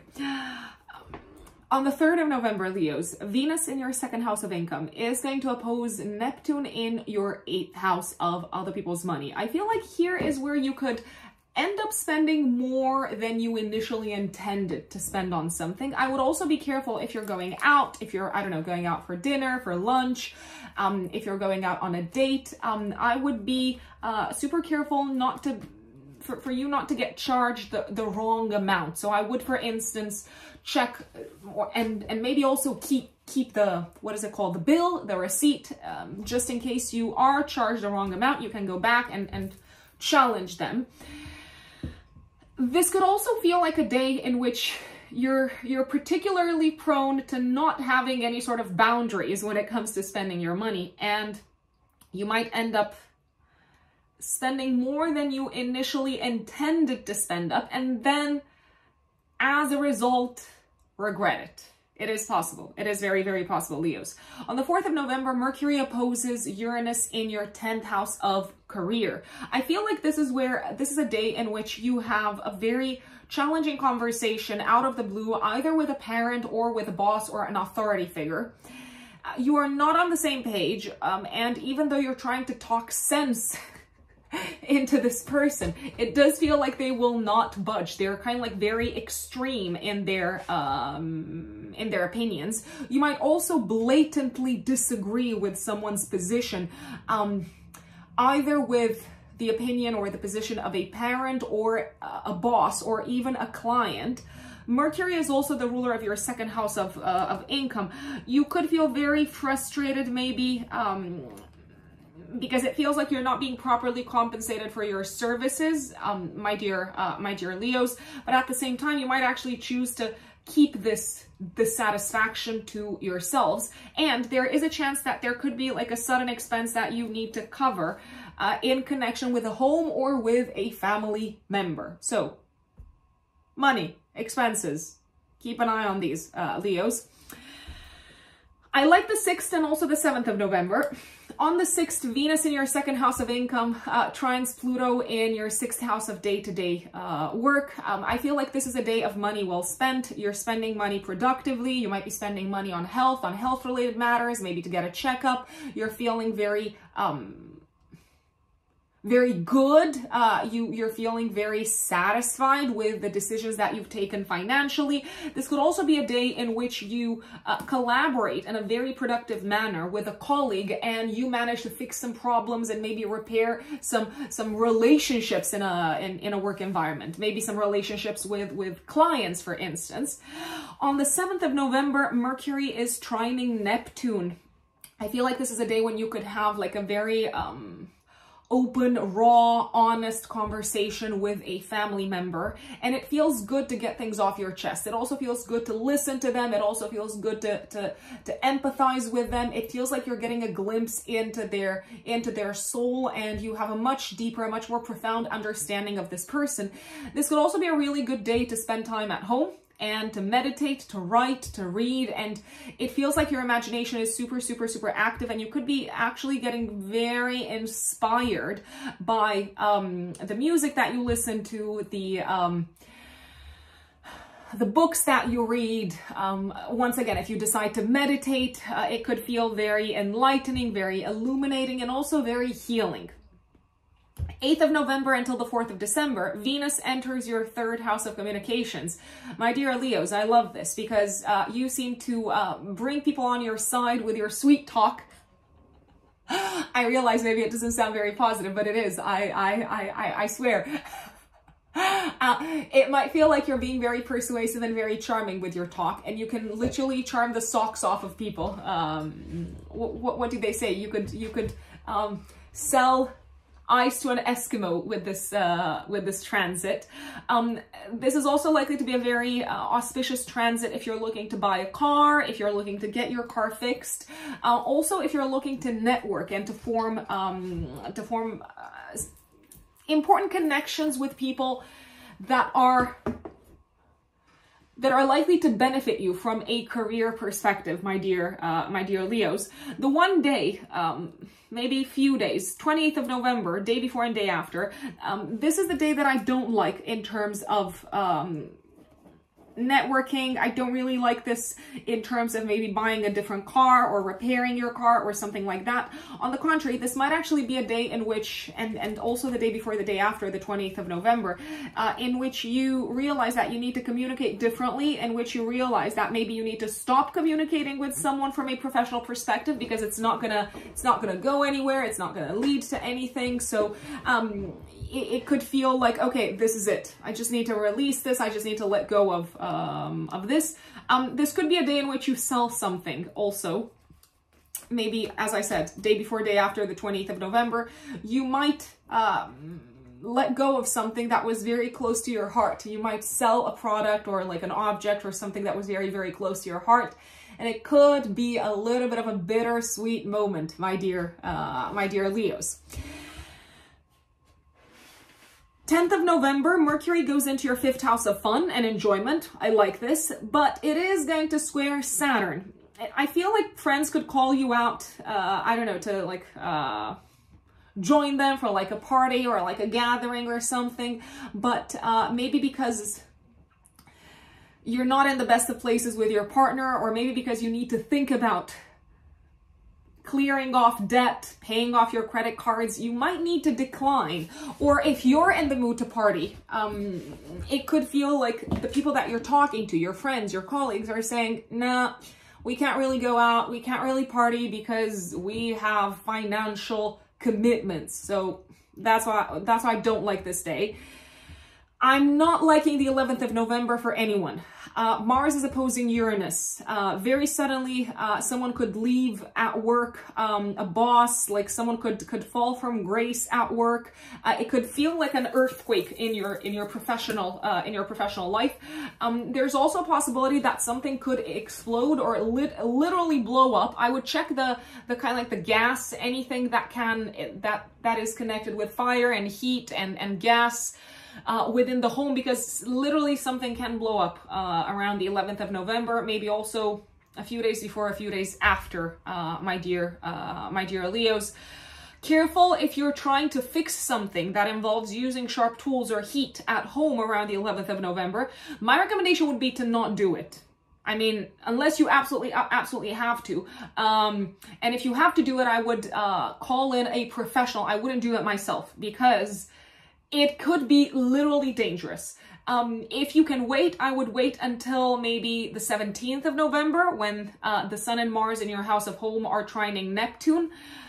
But if something needs to be replaced, yeah, just call in a professional if you ask me. And also make sure that, what are they called? Like the fire alarms in the home are working, that their batteries are not dead. It might be useful to have these all kind of like working and fully functioning. 13th of November, a new beginning in your home life and family life. I feel like this is a bit of a fresh start, but in some shape or form, maybe it involves you breaking away or cutting yourself off of something that you've been building, maybe from a professional perspective. I don't know, maybe this is the time when you decide that you're going to relocate, or you hear news that you're going to have to relocate, and as a result, you might also need to maybe talk to your boss or adjust your kind of like work schedule and something like that. Around the time of this new moon, so 13th of November, 3 days before, 3 days after, it's also possible that you could hear some disturbing news connected with a family member. I don't know, I'm just going to give an example. Let's say you hear about your, let's say, who are you likely to hear about? I don't know, like someone in the family breaking up. It's, yeah, maybe like a cousin or someone like that.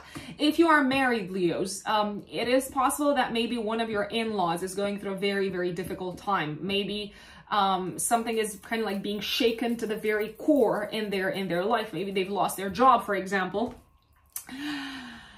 And for whatever reason, it feels like maybe they might need your selfless help.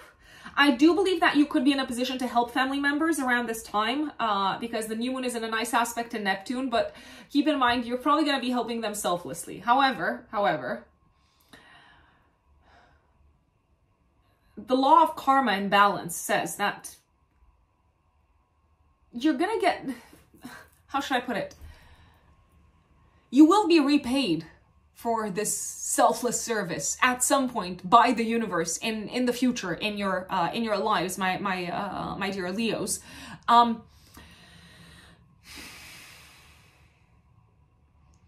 I feel like a parent is probably going to need your support around this time. I'm just going to say it. I'm just going to say it, Leos. I feel like they might need you to be there for them, to help them with something, to carry them through like a challenging time emotionally, to listen to them, to like show compassion, to show empathy, to show them that they are not alone.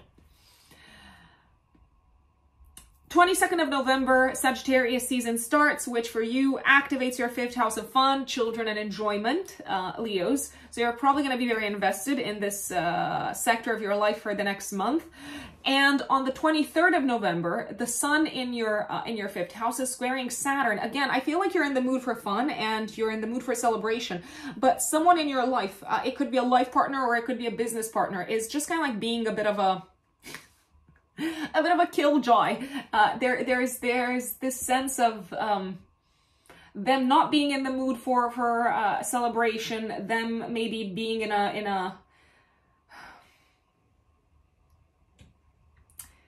difficult state of mind. Maybe they're actually going through a hard time and they're struggling with something emotionally.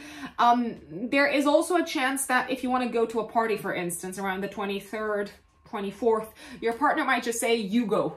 And you could be feeling a little bit bad or guilty because they're not going through the best of times and you're kind of like enjoying life. 24th of November, Mars goes into your 5th house of children and enjoyment and fun until the 4th of January. Again, a lot of energy being placed into fun activities. Mars is also the ruler of your 9th house and of your 4th house. So throughout this period, last week of November until the 4th of January, you could travel for fun, or you could travel together with parents for fun-related matters, to enjoy life, basically.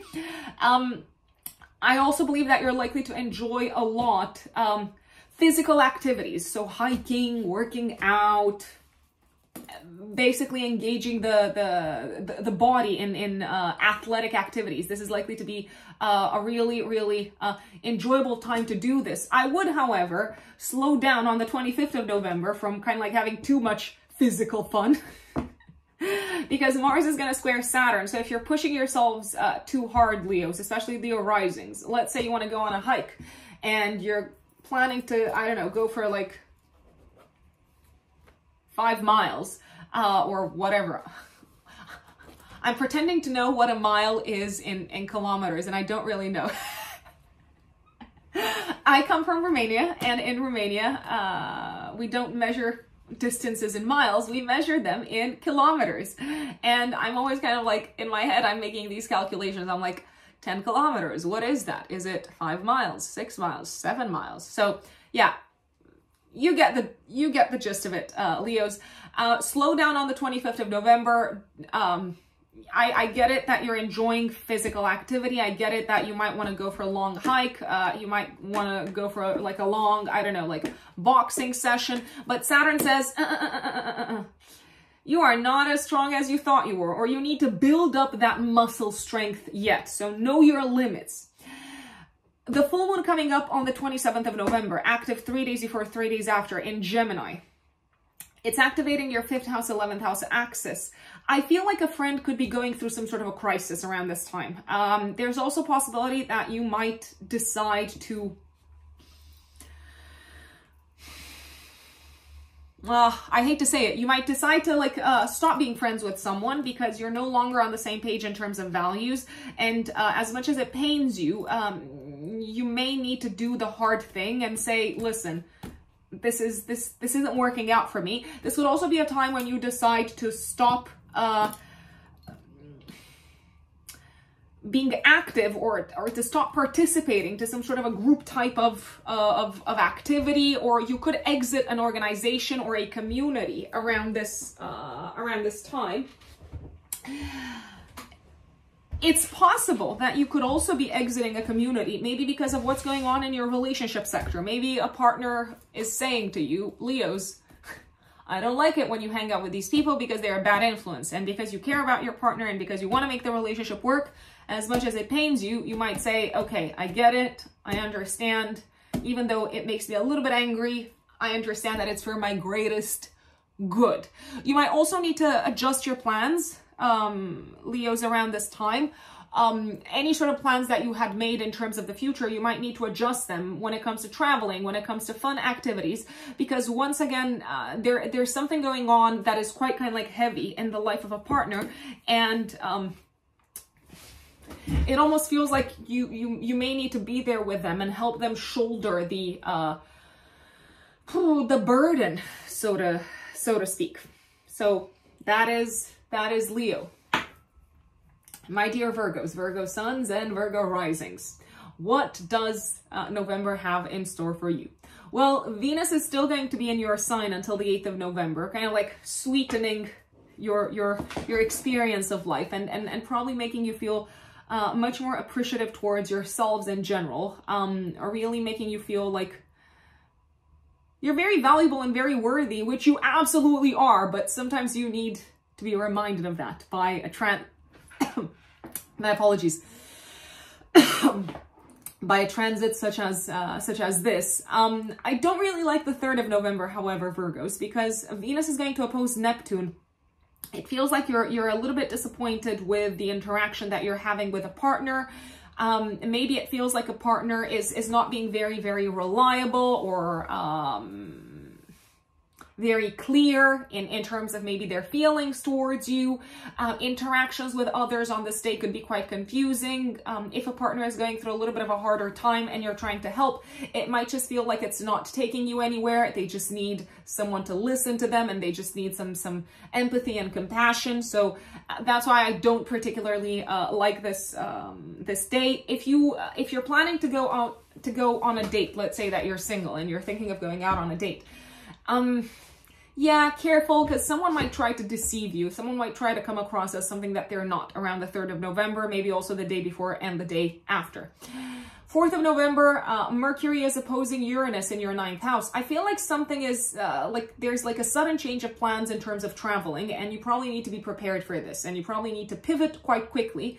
And if you had like a schedule that was very set in stone in terms of traveling, my recommendation would be to have a plan B. Because something outside of your control might interfere with your diary.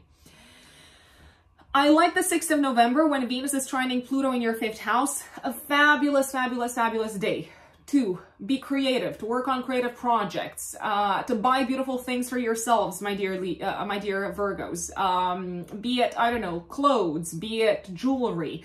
This is a great day to maybe get a haircut and to go through some sort of an aesthetic kind of like transformation. I'd say you're feeling very attractive and very magnetic, and you are probably very kind of like charming in the way that you're approaching others. You're also feeling probably quite creative on this day, and you might be brimming with creative ideas. The same thing applies also for the 7th of November when Mercury trines Neptune, but this is where I see you maybe feeling inspired by the conversations that you're having with someone else. I also like the 7th for romantic purposes, regardless of whether you are in a relationship or not. If you're in a relationship, maybe just say yes to your partner inviting you to dinner, or maybe you can take the lead and invite them to dinner and maybe surprise them. And it's probably going to feel like you're having some really kind of like heart-to-heart conversations, and you feel heard and they feel heard, and it feels overall like a very like soothing and healing and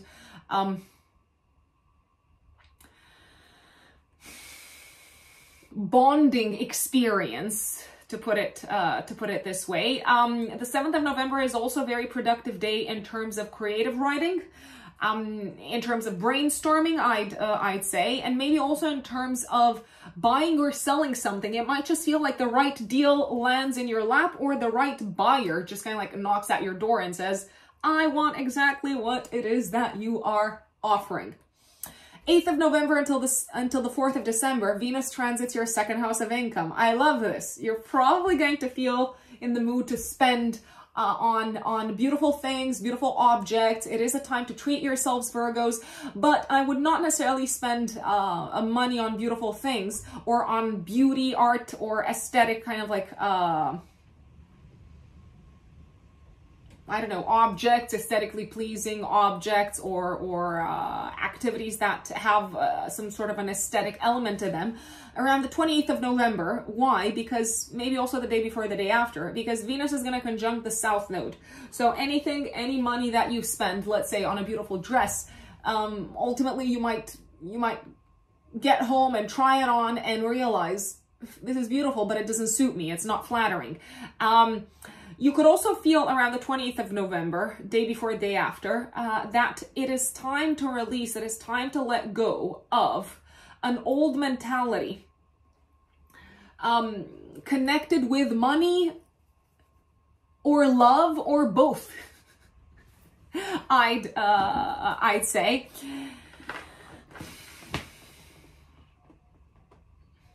This could also be a time when you release an expense, maybe an expense connected with education, maybe also connected with traveling, with legal matters.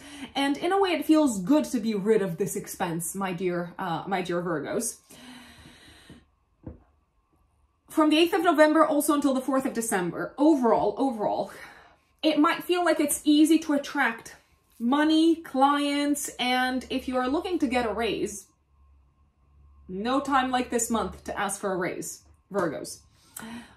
10th of November, Mercury goes into your 4th house of home and squares Saturn. I feel like you're having a very difficult conversation with someone like a parent, a partner, or a family member around a home-related matter, a real estate-related matter, maybe something that needs to be actioned, renovated, fixed, repaired, or released, I'd say. I don't believe you're going to get on the same page on the 10th of November. On the contrary, you might come up with all sorts of like inspiring ideas for the future, and you might feel like you are hitting a wall because the other person is just not willing to cooperate. Out of fear, maybe. Maybe they're being extra cautious. I can't say why exactly this is. 11th of November is not my favorite day this month because it's actually my least favorite day. Not just for you Virgos, but for everyone. Mars is going to oppose Uranus. Very careful on the road. Something might explode on the road. It doesn't mean that it's going to be your car, but generally there is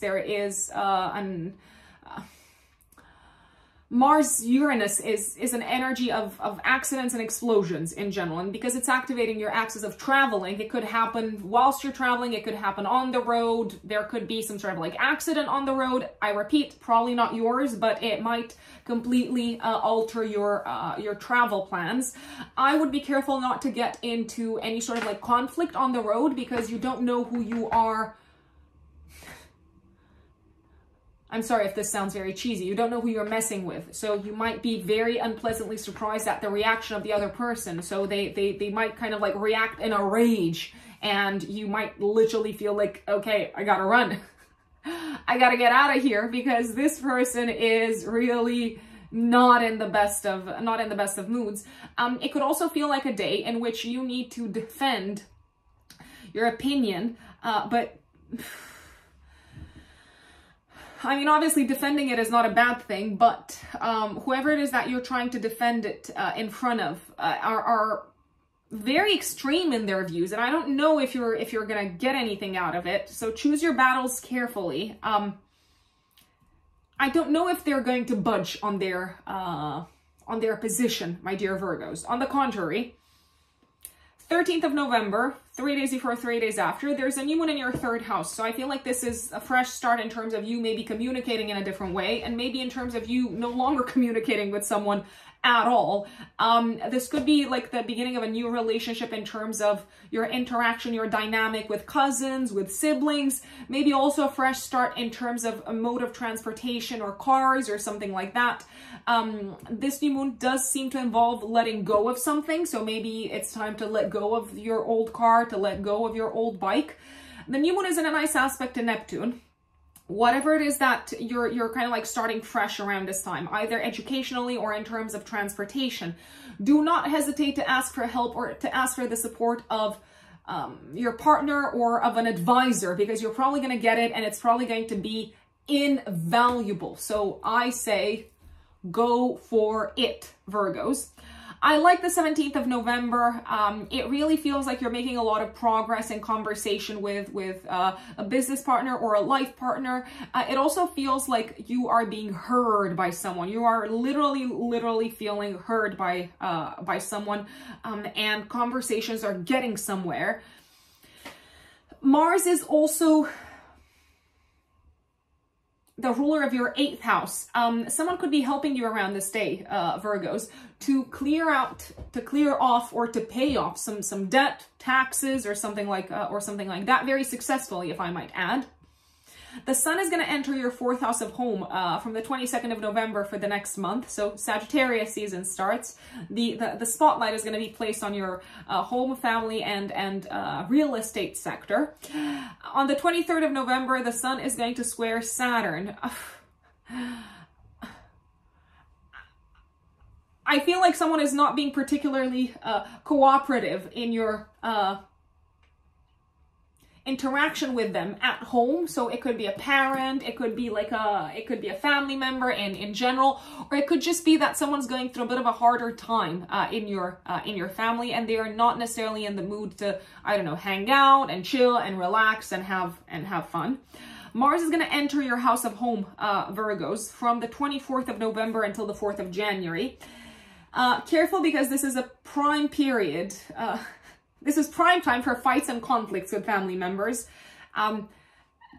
Careful what sort of like battles you do choose to fight, because probably not all of them are going to be worth fighting for. This could also feel like a time in which you need to take action to remove things out of the house. So it's a fabulous time to do a purge, to do a massive clear out, to do a massive cleanse, to maybe sell things, I'd say. There is a chance that, how should I put it? A higher chance than usual for things to break in the home from the 24th of November until the 4th of January. So don't rush around the house, because you might just kind of like bump into stuff and they might fall and break, and then you need to buy new objects. Not a tragedy, but if it can be avoided, why not? Mars is squaring Saturn on the 25th of November. It feels like maybe you want to move forward with some sort of an initiative at home, but your partner is just kind of like saying no, or is acting like a blocker of some sorts. Why? Because they maybe prefer to move at a slower pace for whatever reason. They're feeling more comfortable.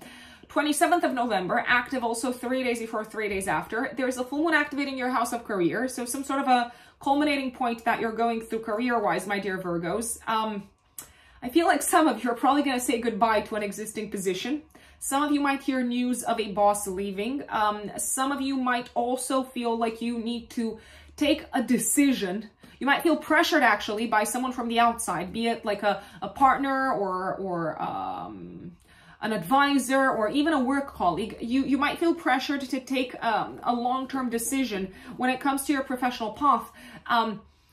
Something's got to change professionally by the looks of it. Something needs to be restructured and reorganized. It could also be the collaboration with someone professionally, because it's no longer working anymore. It's no longer serving you in the current format. So you need to talk and call, basically you need to call things by their name, because otherwise nothing's going to change. Another possibility is that your partner, if you are in a relationship, Virgos, your partner could say goodbye to a job around this time, and as a result, you might need to reevaluate things like budgets, plans, mortgage, and all of that. that is Virgo for November. My dear Libras, Libra suns and Libra risings, what does November have in store for you? Well, I think you are going to love one transit in particular, Libras, and that is the transit of Venus through Libra. So yes, Venus, goddess of beauty and love and relationships, is coming home because, of course, Venus rules over Libra and Taurus. This transit starts on the 8th of November until the 4th of December. I'm loving it. I mean, no matter what's going on throughout this period in your life, Libras, it's probably going to feel easier to handle. You're probably going to feel much better about yourselves. You're probably going to experience a higher degree of self-love and self-appreciation. You might feel much more magnetic and attractive and charming, and really it might feel like life is easier overall. It is a really good time in general to invest in yourselves, I'd say, Libras. There is something about the 28th of November, also maybe the day before, the day after. There's something about maybe removing something connected with your body, your appearance, that is likely to leave you feeling better in your body and about your body and your looks and your aesthetics in general. So I don't know, I'm thinking someone could cut their hair around this time. There's also, I've heard talks of Libra risings having their wisdom teeth removed or something of this nature. So here you see the energy of the South Node removing something, but actually that leads to feeling better in your body overall. So have a think about what you can remove from the body. If there's anything that you need to release, that you need to let go of, that could be leaving you much better off. That could be conducive to a greater state of harmony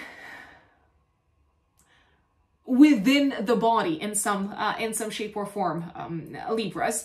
You're having a really good time. You're feeling good about yourselves. You're looking good. You're feeling good. And I repeat, no matter what happens around you, it might just feel like life is going your way somehow, Libras. If you have been suffering from anything health-wise, I'm not saying that you have been, but if you have, then the transit of Venus through Libra is likely to prove to be a very healing force. So Venus is going to improve things. Venus is a very, in traditional astrology, it's considered to be a very moderate, a very temperate energy that kind of like makes things smoother and brings things to harmony, including in the body. Now, let's go back to the beginning of the month. 3rd of November, Venus is going to oppose Neptune in your 6th house.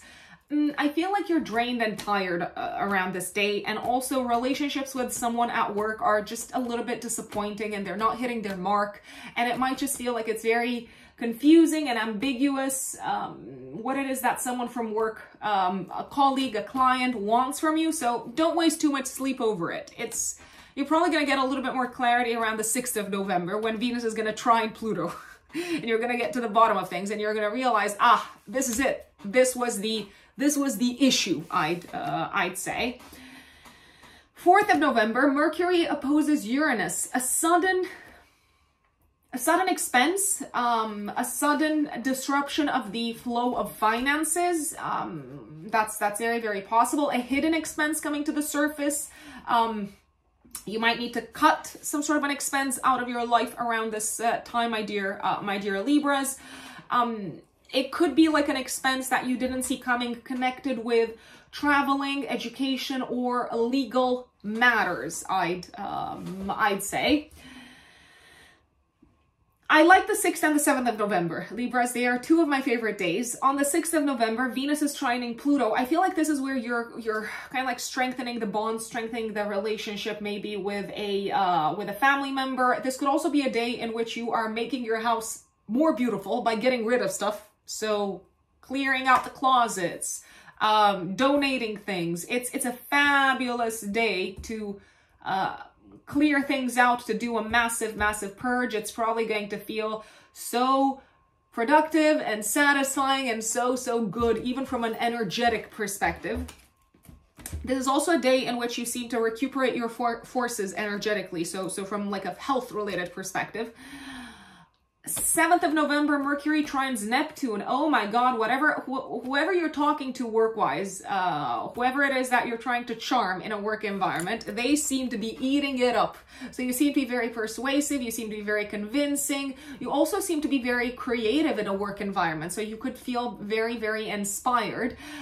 You might also have some very healing conversations, maybe with like a therapist or a counselor or a health practitioner. This could also be a day in which you spend money on something that is connected with your health, wellness, and well-being, including from an emotional perspective, and it seems to work. It actually seems to work, and it might work quite fast. It seems to be doing wonders. 10th of November, Mercury enters your 3rd house of communication and short distance travel, and it's squaring Saturn in your house of day-to-day work. I feel like you might be late to something work-wise on this day, like physically late because of transportation delays. You could also be feeling blocked in terms of getting to a spot that you need to get to due to your work asking you to be there. Why could you experience like a blockage or a delay? Well, there could be repairs on the road or something like that. It's very, very I feel like it's very, very possible. It could also be a day in which you're having a frustrating conversation with someone at work, and they just don't seem to get what you're proposing or what you're what sort of ideas you're coming forward with. It could be like a language barrier, or it could be that something is getting a little bit lost in translation, my dear Libras. So don't give up, keep pushing. I don't like the 11th of November, not for you, not for anyone. Mars is opposing Uranus. Sudden fight over money, sudden disruption of the flow of finances towards you. You might need to cut someone out of your life because of a financial matter. Maybe you're getting rid of your accountant. Maybe you're deciding to no longer share expenses with someone else. Your partner could take you by surprise because maybe they spent some of the money that you, if you have a partner, that you had kind of like decided together to spend on something significant for you as a couple. You might discover, and it's probably going to get you quite angry, you might discover maybe that they've spent the money on something else altogether, or maybe that they have some additional kind of, I don't know, like debts or expenses that they didn't tell you about. It feels like trust is broken. I would ask for the truth and speak the whole truth, because trust in a relationship around this time, around the 11th of November, is very precarious. 13th of November, active 3 days before, 3 days after, a new moon in your 2nd house of income. So new beginning financially, maybe like a new source of income, but also maybe a new approach to your budget overall, my dear Libras. I feel like you are cutting out some expenses, you're getting rid of some expenses, and maybe you're deciding to no longer share like a joint account with someone, or you're no longer looking to collaborate with someone that you used to collaborate with on a financial matter. The new moon is in a nice aspect to Neptune, so I feel like you're going to be just fine from a financial perspective. Maybe you are kind of like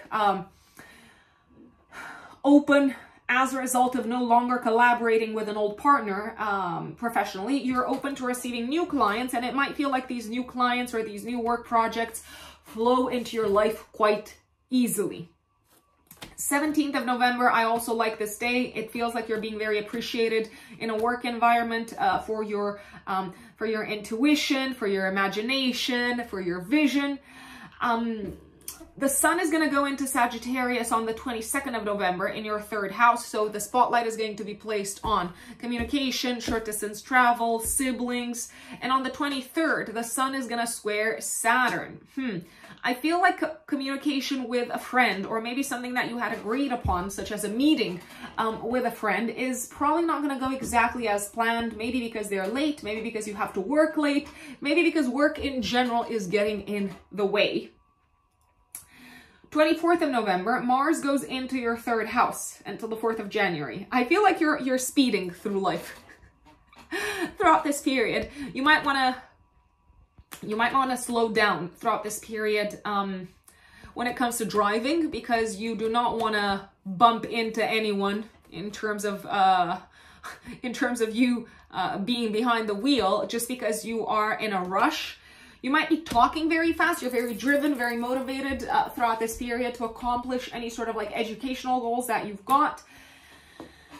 I feel like you could be a little bit frustrated on the 25th of November because you want to be done with fast, with like an educational matter, or maybe with something that involves like a purchase or a sale, but because of circumstances outside of your control that has to do with someone else's slow pace of working, things are not moving at the pace that you would like them to move at, and it is what it is. Also careful if you're being very forceful with your language around this day in a work environment. It could backfire, and you could just feel like you're hitting a bit of a wall, and someone could even make it sound like you are being a little bit of a bully. So yeah, you do with that information whatever you want, my dear Libras. 27th of November, active also 3 days before, 3 days after. There's a full moon activating the Gemini Sagittarius axis, so the 3rd house, 9th house axis, Libras. What does that tell us? It tells us that some of you could be wrapping up a course, a class. You could be wrapping up like some sort of an academic chapter. There can be some sort of news connected with foreign lands and foreign countries, maybe in terms of visas, passports, residency, but the news is not probably what you expected it to be. So maybe there is like an additional delay. Maybe you need to resubmit some papers. Maybe you need to ask for help with this legal matter, or with this matter connected with academia, or anything that has to do with import, export, and so on. You might need to adjust your travel plans around this time because duty calls at work especially, or maybe because you have to take care of a health matter that does not allow for any sort of postponement. It needs to be addressed ASAP. Challenging conversations is a theme around this time with coworkers. It might just feel like you need to adjust your style of communication. Otherwise, it's going to be very difficult to continue working with this person. There is a possibility also that your partner, for those of you who are in a relationship, that your partner is maybe going through a little bit of a tough time, health-wise or work-wise, and as a result, you might need to once again change some of the plans that you had made in terms of traveling, my dear Libras. Your belief system is being challenged around this time, and you might be exposed to some of the blind spots that maybe you were not exposed to up until this point when it comes to your set of beliefs and to your worldview. It could feel like something that is putting a lot of pressure on you at work is asking you to reevaluate very, very closely your perspective upon things, your perspective upon work, your perspective upon communication, your perspective upon relationships. Something needs to shift. I'm just going to be very, very straightforward. There is a chance that you might also hear news of having to retake an exam in some shape or form, or if you don't need to retake it, then the result is not necessarily the one that you're, how should I say? It might not be as good as you expected it to be. It's not bad, but you might need to kind of like reconsider your options as a result. My dear Scorpios, Scorpio suns and Scorpio risings, what does November have in store for you? Well,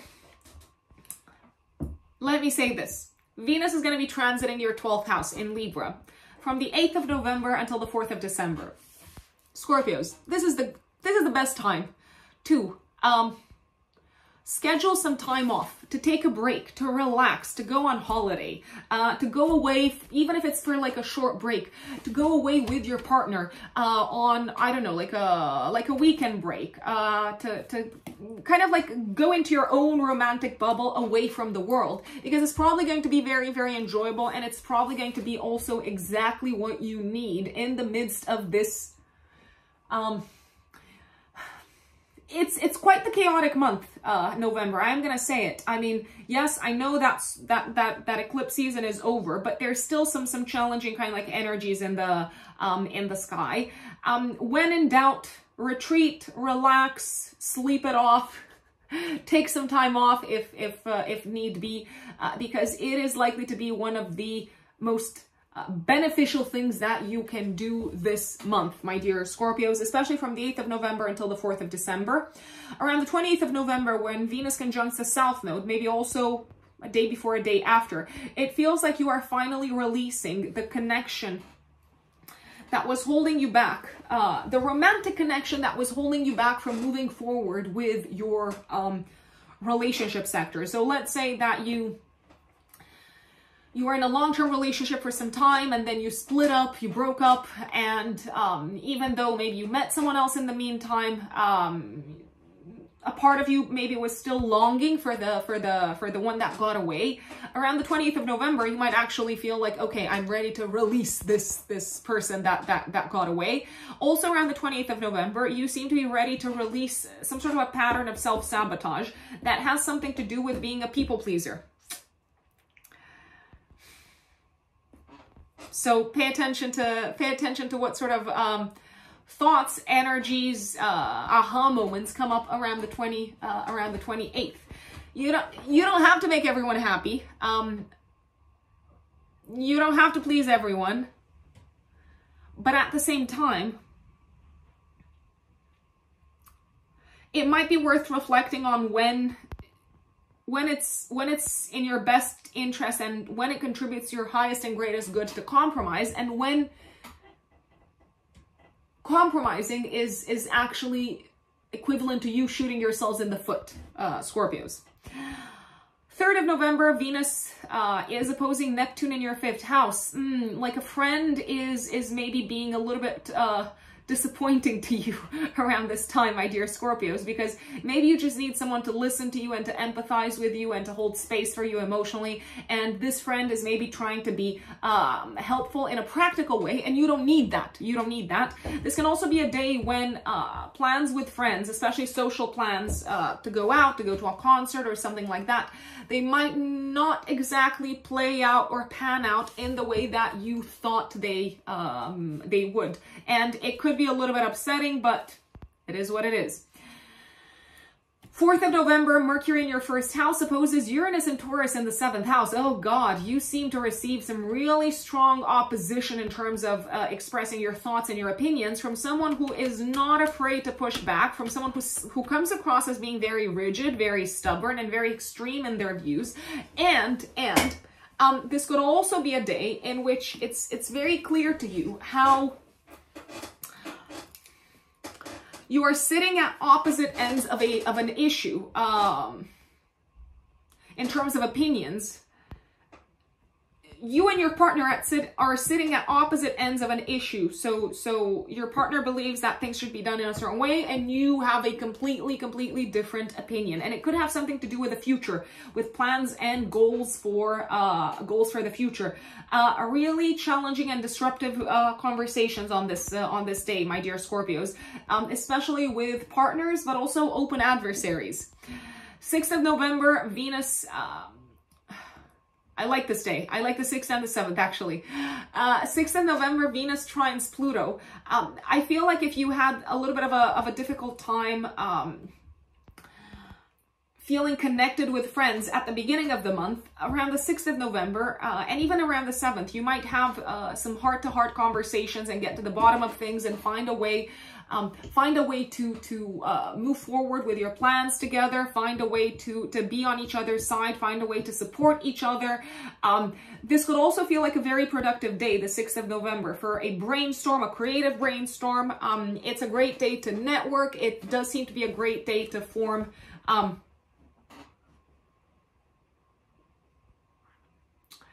like a group of people that are brought together by common goals and common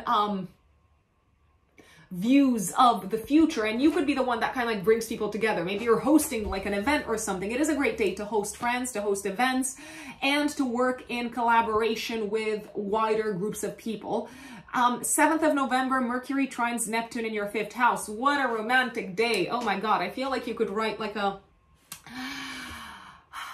like a beautiful letter to someone, like a love letter. You could receive a love letter, or if you feel like opening up and kind of like pouring your heart out to someone, this could be the day for it. It's a wonderful, wonderful, wonderful day. It's a day of feeling very relieved because you're opening up, maybe because you're talking about things that are maybe feeling a little bit difficult to talk about, and at the same time, it feels like a very healing energy to just kind of like let all of this out. A great day for a date. Even if you're single, it's a great date to say yes to a date. And if you write creatively in any shape or form, or if you need to tune into your imagination in any shape or form, your imagination is like dialed up really, really high around the 7th of November. 10th of November, Mercury goes into your house of income and squares Saturn. I feel like this is a day when you want to spend a lot of money. But at the same time, you have to kind of like keep your eyes on the prize, keep your eyes on the greater kind of like goals that you have in connection with your home life, family life, real estate sector. So maybe you need to kind of like dial down your enthusiasm for expenses. This could also feel like a day in which maybe you want to have some important conversations with your child or with a romantic partner, and they're just not feeling like doing it. So my recommendation is to obviously respect what their boundaries are, and you can always go back to it. And even if you don't get the response that you expected around this time, it doesn't mean that they won't come around. 11th of November, this is my least favorite day.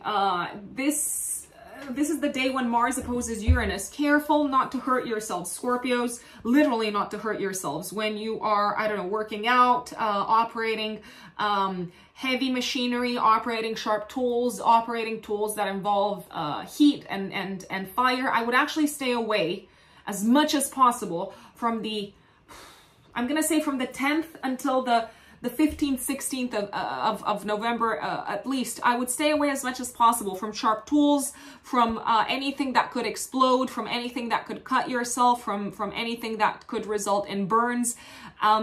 And if you do not have an option to stay away from any of these, I would operate any and all of these tools very slowly and very carefully and get them checked out. I'd say there is a risk of cuts, of bruises, of getting yourselves hurt. There is a risk of hurting your muscles. There is a risk of like inflammation in the body. You could catch some sort of there is a possibility that you could catch some sort of I don't know, like a virus or something like that throughout this period, all of a sudden. Also on the 11th of November, I'm actually going to say all the way until the 15th of November, because this is going to comprise the new moon in your first house as well. You might feel like you need to cut someone out of your life. It could be an advisor, a consultant, or a partner, or a business partner, I'd say. It could also feel like you need to push back against someone who is being very unreasonable. New moon in your first house of the physical body, 13th of November, active 3 days before, 3 days after. A new approach to your body, a new approach to looking after yourselves, a new approach to taking care of yourselves. But it might feel like this is coming up as a result of something very sudden happening. Maybe all of a sudden you realize that you can no longer eat in the way that you used to eat, or the way that you used to approach nutrition is no longer working for you. So you kind of like need to reset your relationship with your body in some shape or form. It could also feel like a new beginning around the 13th of November for you Scorpios, because you have let go of a very significant relationship or partnership. I repeat, it could be a business partnership. The new moon is in a nice aspect to Neptune. So part of you is very at peace. Part of you is kind of like very trusting in what the universe has in store for you. You do seem to be very appreciative of how far you've come in terms of doing the thing that is right for you, my dear Scorpios. And I like that. I really like that about this new moon. Generally, I'm liking the 17th of November also. Once again, this can be like a very fun day, a day in which you can relax, a day in which you can kind of like engage in very soothing activities, listening to music, drawing, painting, dancing, meditating, going to therapy, and it really just seems to be kind of like a balm for the soul, I'd say. The sun is going to go in your house of income, in Sagittarius, on the 22nd of November, and Mars is going to go in the same part of your chart from the 24th of November until the 4th of January. Now, with Mars there from the 24th, you might be inclined to burn a hole in your pocket and to spend like this, you know, like really, really, really fast, and to just kind of like get rid of money really fast. Is that smart? Is that the best thing to do? Who am I to say? I have no clue. Only you know what's happening in your bank account. My recommendation would be to slow a little bit down, especially around the 25th of November, and to remember what your longer term goals are, and to remember that rather than spending money impulsively, maybe there are some things that you would really like to invest in, such as like your passions, your hobbies, a house, your house, children, and as a result, you might need to kind of like curb your expenses. Mars is also the ruler of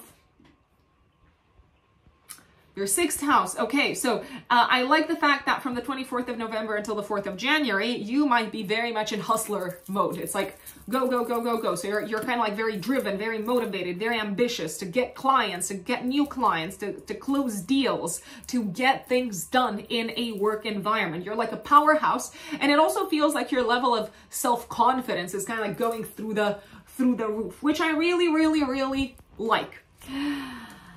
27th of November, active 3 days before, 3 days after, there's a full moon activating your financial axis. I only have one big keyword for you, key phrase for you, Scorpios: massive expenses. Massive expenses around the 27th of November. You might need to pay debts. You might need to pay your taxes. You might need to pay a large bill. It could be something connected with a home. It could be something connected with children. It could be something connected with real estate in general, or with family members. Maybe you need to help a family member with a financial matter. It feels like you also need to have some very significant conversations with family members, maybe children, maybe also your partner, around expenses connected with the home, and around joint expenses, because something is kind of like cracking, something is kind of giving in. It's no longer working. Maybe something is no longer sustainable if you carry on spending or working with money in the same way. So even though this could be a difficult conversation, my recommendation is to have this difficult conversation.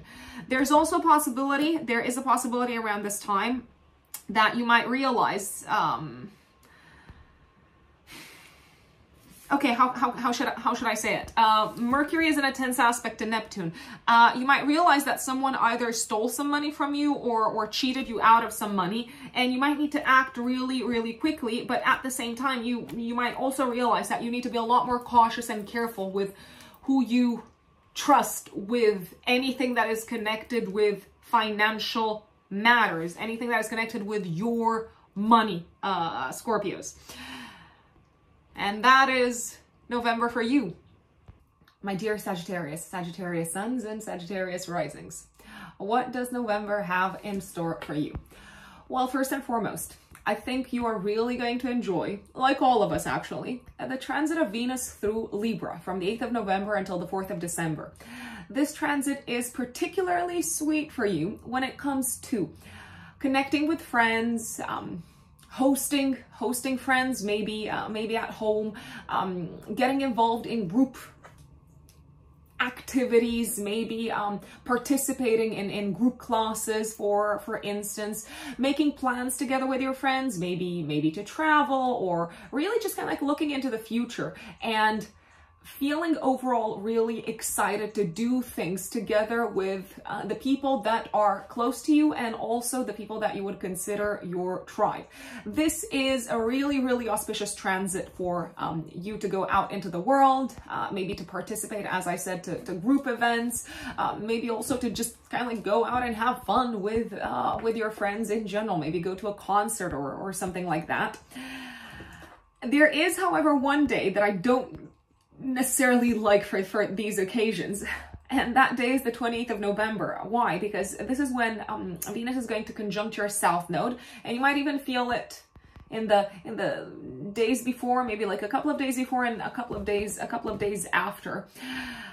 It may feel like you are saying goodbye somehow to a friend. Maybe it's nothing bad, maybe nothing bad happened in any shape or form, but maybe they're just entering a different stage of their life. Maybe they're no longer going to be working in the same, I don't know, area that you're working in. Maybe they're moving, maybe they're relocating. It almost feels like it's a bittersweet moment in which you are releasing what used to be an important part of your friendship sector, but as I said, it is bittersweet, so you might actually be quite happy for your friend. You could also be saying goodbye to an organization that you were a part of. Once again, it doesn't necessarily mean that it's anything bad, but it might just feel like it is time, like you have outgrown this organization. Now let's go back to the beginning of the month. 3rd of November, Venus is going to oppose Neptune in Pisces. Okay, so this is where I feel like things are going quite nicely at work. However, there's something happening in private, something happening at home that is just not fully allowing you, Sagittarius, to enjoy the win, to enjoy the success from a professional perspective. There could also be a sense of maybe a little bit of disappointment or disillusionment with not being able to pursue a professional opportunity because for whatever reason you might need to attend to home-related matters. You might need to, I feel like saying this is a time for you to sacrifice yourselves a little bit, Sagittarius. Now, obviously, we all have free will, so it's going to be completely up to you what you decide to do, but that's how I'm reading this energy. The 4th of November is also a little bit of a tricky day. Why? Because Mercury opposes Uranus in Taurus. Now, what's going on here? I feel like there's a little bit of a communicational breakdown, potentially, at work. It might feel like you want to stop talking to someone or they want to stop talking to you because you're just not on the same page, and it feels like the energy is like very extreme. You could also be very taken by surprise by the opinions of someone from work, like a colleague or a client, and it might almost feel to an extent like you are a little bit getting stabbed in the back because maybe you thought that you were getting along really nicely with this person, but alas, what you hear about them, I don't know, saying about you seems to send across a different message. There's also a possibility that someone might all of a sudden leave your workplace. I like the 6th and the 7th of November. These are two of my favorite days in November. On the 6th, Venus in your house of career trines Pluto. I feel like you are getting paid on this day, or at least there's prospects of a significant uptick in your income. Maybe you're supposed to get a commission. This also feels like a day in which the relationship with someone in a position of power, like a boss, a manager, or a client, is strengthening. And it might be because you've really understood at a deeper level what this person wants, what works for them, what doesn't work for them, what their goals are. So it feels like you've really understood how to work with this influential person. 7th of November, Mercury trines Neptune. I feel like you're likely to enjoy some time spent at home with your family and just kind of like connecting over, I was about to say over maybe some challenging topics, maybe having some challenging conversations, but in a way it feels like a massive relief to be able to talk about these things. I do see a sense of peace at home, of peace, of relaxation, and of maybe feeling like you've gotten a weight off your chest at home. There's also a possibility that you might get away from the world and just spend like a day together with your partner, relaxing, maybe watching like a good movie, and it feels like your mental and physical health is going to thank you for it, Sagittarius. 10th of November, Mercury goes into Sagittarius in your first house. So I feel like you're going to have a lot to say Mercury is going to be in Sagittarius for quite some time, for November, for the rest of, a big part of December as well.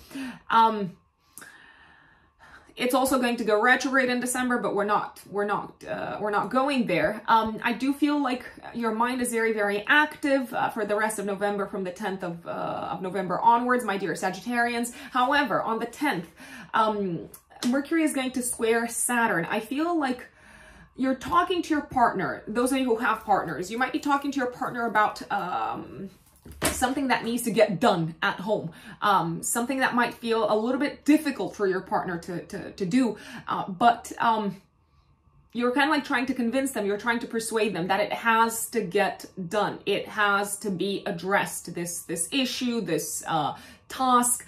You might not get a positive or an affirmative response from your partner on this day, but alas, it doesn't mean that it's not a good thing that you've started a conversation. This could also be a day when it feels like you want to talk to a parent or to a family member, and they're just not hearing you because they are really, really caught up in their own worries and the work that they need to do and their own to-do list. The 11th of November is one of my least favorite days in November, so I am going to raise a big red flag, and I have raised this big red flag for everyone, not just for you, my dear Sagittarians. I would also pay attention, so the 11th of November and the day before, the day after, Mars is going to oppose Uranus. I'm not liking this because it can spell sudden disruption of your work environment, sudden disruption of your health, wellness, and physical well-being. Please, please, please take it easy, take it slow. It's not a day for surgery. It's not a day to use any sort of like sharp tools. If you can avoid it, I would absolutely avoid it. If you cannot avoid it, please use this carefully, especially if there is also heat involved, because there is a risk of explosions. So I'm thinking, I don't know, for instance, let's say someone works with cars. Please, please, please make sure that things are not kind of like overheating and all of a sudden blowing up, because there is a risk of that. And please pay attention to health and safety, my lovelies. In the workplace, Sagittarius, a sudden disruptive, like very, very disruptive fight could erupt to the point where someone kind of like throws in the towel and says, okay, I'm leaving, I'm done, I no longer want to work with you. So that is a possibility. 13th of November, active 3 days before, 3 days after, there's a new moon in your 12th house in opposition to Uranus in Taurus in your 6th house of day-to-day work and health. It is, the new one is trining Neptune. A few things, Sagittarius. I feel like you need to start working on something behind the scenes around this time. You need to address something that is connected with your mental health. You might need to start some sort of a new practice related to your mental health, or a new practice related to you resting more, I'd say. There is a possibility that something could come to the surface that needs to be addressed by you relaxing and resting more and sleeping more and just kind of like having a calmer life. Something could come to the surface connected with your health, and you might not have seen this. You might not have seen this coming. Also, if something does come to the surface connected with health, you might need to reevaluate your work engagements, because you might need to say no to a few work engagements. These are some of the things that I see kind of like coming up around this time. You could have some powerful revelations about something that was undermining your health at this point in time, and as a result, you might need to completely shift your habits. But I cannot stress this enough. The energy that I'm reading here is you got to cut something out very, very radically out of your life, because it is not healthy, my dear Sagittarius. I like the 17th of November when the Sun and Mars are trining Neptune in your 4th house of home. It really feels here like you're starting to see the big picture as to what is going to lead to a more relaxing, enjoyable, peaceful private life and home life. I see the possibility of maybe making plans to travel with family members, maybe with children also, maybe with parents. I also see you acknowledging and feeling like it's a lot easier to act upon what you need to let go out of your lives. The sun goes into Sagittarius in your first house, so Sagittarius season starts, especially for Sagittarius risings from the 22nd of November for the next month. You might feel like your vital energies and your life force is going up, which I really, really, really like. I don't like the 23rd of November or the 25th. Why? Well, the 23rd, I don't like it because the sun is going to square, Saturn. So it feels like this is where you need to put some effort in terms of talking to a parent or a family member around what is no longer working for you at home. A difficult conversation once again, I want to say. You could also become aware of what you need to stop doing, what you need to kind of like stop, let's say, implementing in your life, maybe as some sort of a legacy from your family. I'm thinking, I don't know, like of some sort of inherited habits, inherited behaviors. So I see around the 23rd, maybe the possibility of you realizing I need to stop doing this thing that my parents did if I want to maintain and preserve and improve my health. 24th of November, Mars goes into Sagittarius until the 4th of Jan. Your levels of energy are going up. You're probably feeling very driven, very motivated, very ambitious, very action-oriented. Your muscle tone is probably going up as well. You're probably also very driven in terms of creative projects. You might feel, because Mars rules your 5th house of creative self-expression, you might feel very excited to like sink your teeth into various creative projects. You might be in a rush to get things done, but Mars can also drive up inflammation. So slow down, no need to rush. Don't throw yourselves into 100 things at the same time in pure Sagittarius fashion. Take it easy. I don't like the 25th because on the 25th, as I mentioned, the 23rd and the 25th are not my favorite days. On the 25th, Mars is squaring Saturn. So on the 25th, you might be super excited to kind of like go and get a lot done. And maybe also prioritize your creative projects, and maybe also put action into something fun and exciting and something that really feels very, very motivating. But then Saturn in your house of home is saying, no, not so fast. Know your limits, slow down, remember about your responsibilities, your tasks, your duties. Remember about the hard work that needs to get done at home. You might also be a little bit mad with one of your parents, and you could get into potentially a fight. Mostly parents, but there is a chance that you might get into a fight with a family member in general, because it does feel to you like they're much too like slow or fearful or conservative. 27th of November, active 3 days before, 3 days after, there is a full moon activating your relationship axis. I feel like a relationship is coming to a culminating point here.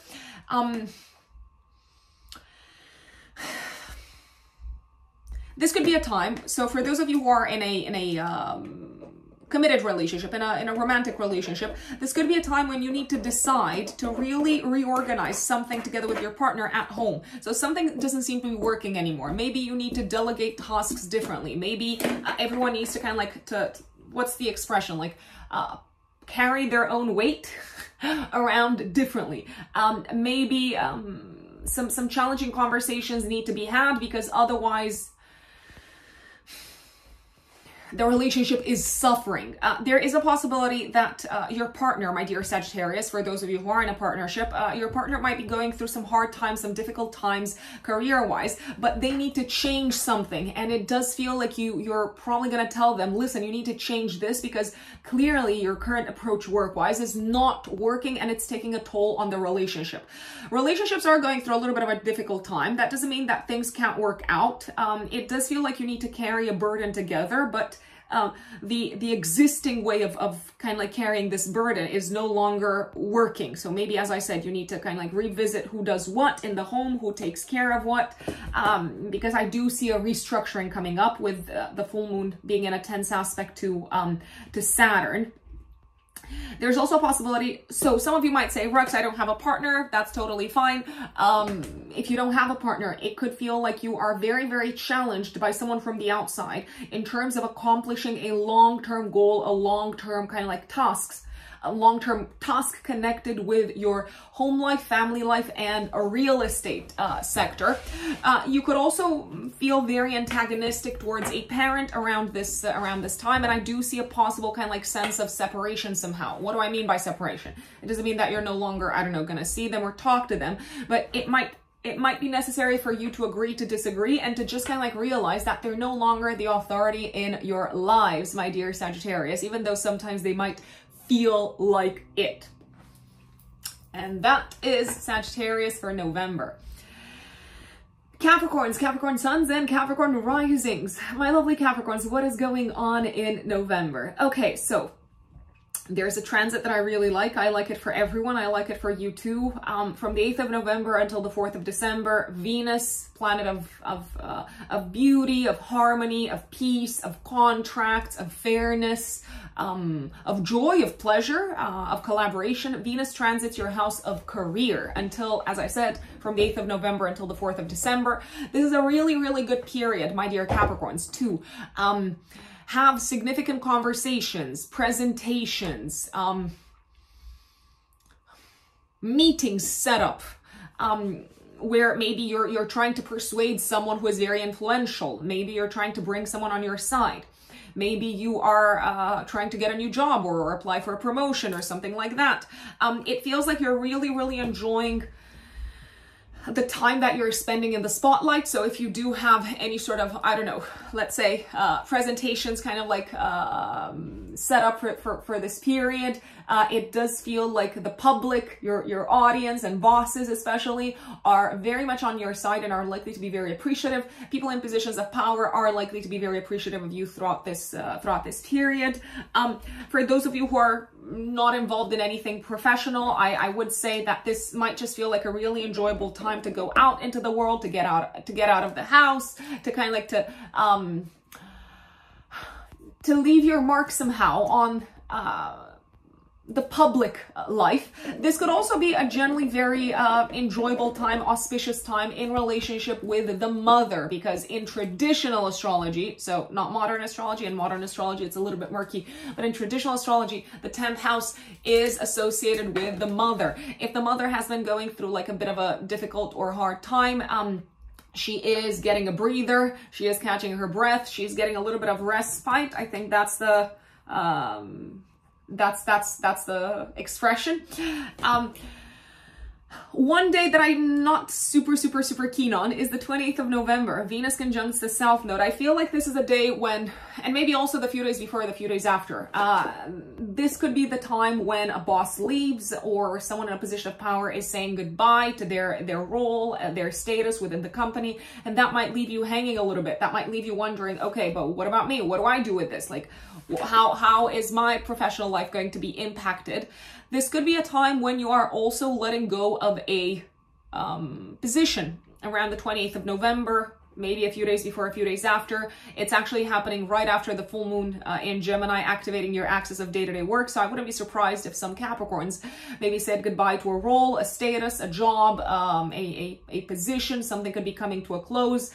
Some of you might also realize that maybe you no longer want to work in a specific industry around this time.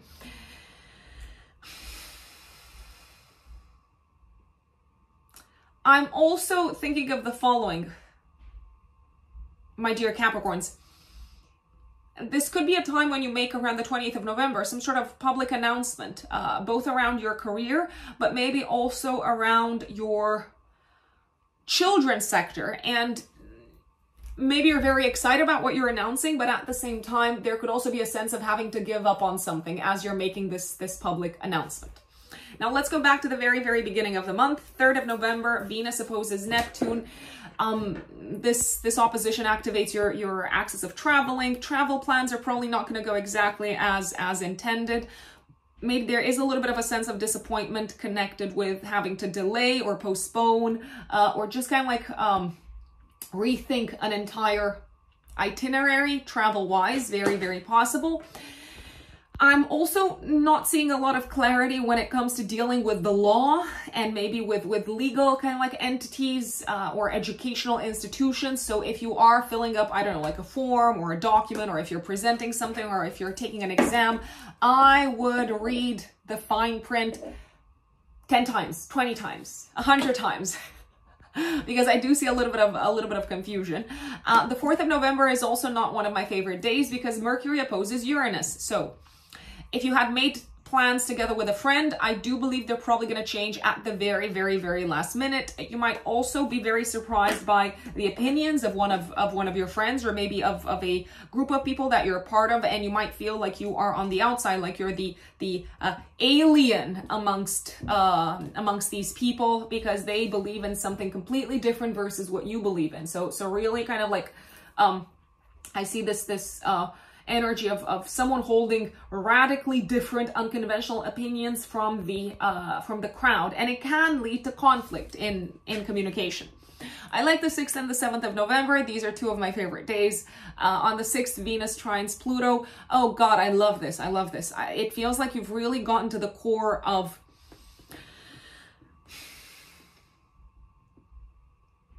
something that you very, very much appreciate in yourselves, Capricorns, and maybe you didn't even realize how valuable this thing, this quality, this aspect of yourselves was. This can also feel like a day in which you are getting to the bottom of what works for you from a relationship perspective. I want to say, Capricorns, you could be taking some sort of action, making plans to maybe travel with a romantic partner. If there was a day to maybe take an exam, I love this day. I love the 6th of November, and it also feels like you are maybe broadening your view of yourselves, Capricorns, and as a result, your sense of self-worth and self-esteem is strengthening also. A very kind of like a regenerative force on this day in terms of your sense of self-worth and self-esteem. 7th of November, Mercury trines Neptune. This could be a really, really good day to go out, to socialize, to get together with friends, to have heart-to-heart conversations with friends, to maybe even open up about difficult topics in front of your friends, because they are likely to help you, support you, and maybe even give some really good advice. If anything, you might just feel very, very heard, and you can return the favor. You can reciprocate the favor. A day in which the imagination is very, very, very, very strong, especially if you're using it for, I don't know, a group type of brainstorm. I absolutely, absolutely love this. 10th of November, Mercury goes into Sagittarius and squares Saturn in your 3rd house of short distance traveling, communication, learning. I feel like you're not getting something on this day. So you're trying to understand something, you're trying to learn something, you're trying to get to the bottom, or to kind of like to really comprehend, to really grasp some sort of material of an intellectual, mental nature, but for whatever reason, it might just feel like your mind is a little bit slow on this day, or it might just feel like the topic that you're dealing with is very hard. It is a day in which you might not feel very excited about talking to people, and it could potentially feel like something that you have to do. I don't know, for work purposes, for instance, it's a possibility. My least favorite day of the month is the 11th of November, also active day before, day after. Mars is going to oppose Uranus. I don't like this transit, in particular for those of you who have kids. Now, if you have children, I would maybe make sure that if they're playing sports or games, I would maybe make sure that they're taking it slow, they're not overexerting themselves, they're not pushing themselves. I would make sure that they know about kind of like health and safety rules and stuff like that, because there is a little bit of a risk of accidents, especially when it comes to games and play. This is not the day, or these are not the days on the 11th of November and kind of like day before, day after. These are not the days to engage in any sort of dangerous games, if you ask me. So I would not, I don't know, do like a bungee jumping type of thing on this day, because it can go very unexpectedly, suddenly wrong. I want to say a sudden drastic, extreme fight with a friend is also possible around the 11th of November. Who am I to say, choose your battles carefully? But you can do whatever you want, obviously, Capricorns, but choose your battles carefully, because if you are fighting with like a friend or with a group of people around this time, it could be like a definitive, it could lead to a definitive rupture. It could be kind of like the final straw that breaks the camel's back. I like the I'm going to go back a little bit in time. I was about to say that I like the 17th of November. The 17th actually feels like a very enjoyable day for social activities, to get together with your people. It also feels like a day in which maybe like a crisis is over and things are being kind of like ironed out with regards to maybe a friendship relationship. But going a little bit backwards, on the 13th of November, active 3 days before, 3 days after, there's a new moon in your 11th house of groups of people and friendship in opposition to Uranus. You're either breaking free from your connection with a community of people, from your connection with a tribe. There could also be some sudden, unexpected news connected with a friend. Somehow it feels like they're cutting themselves loose from you, and maybe they're not doing this to spite you or to make you angry. Maybe it's just the fact that their life is evolving. But I do see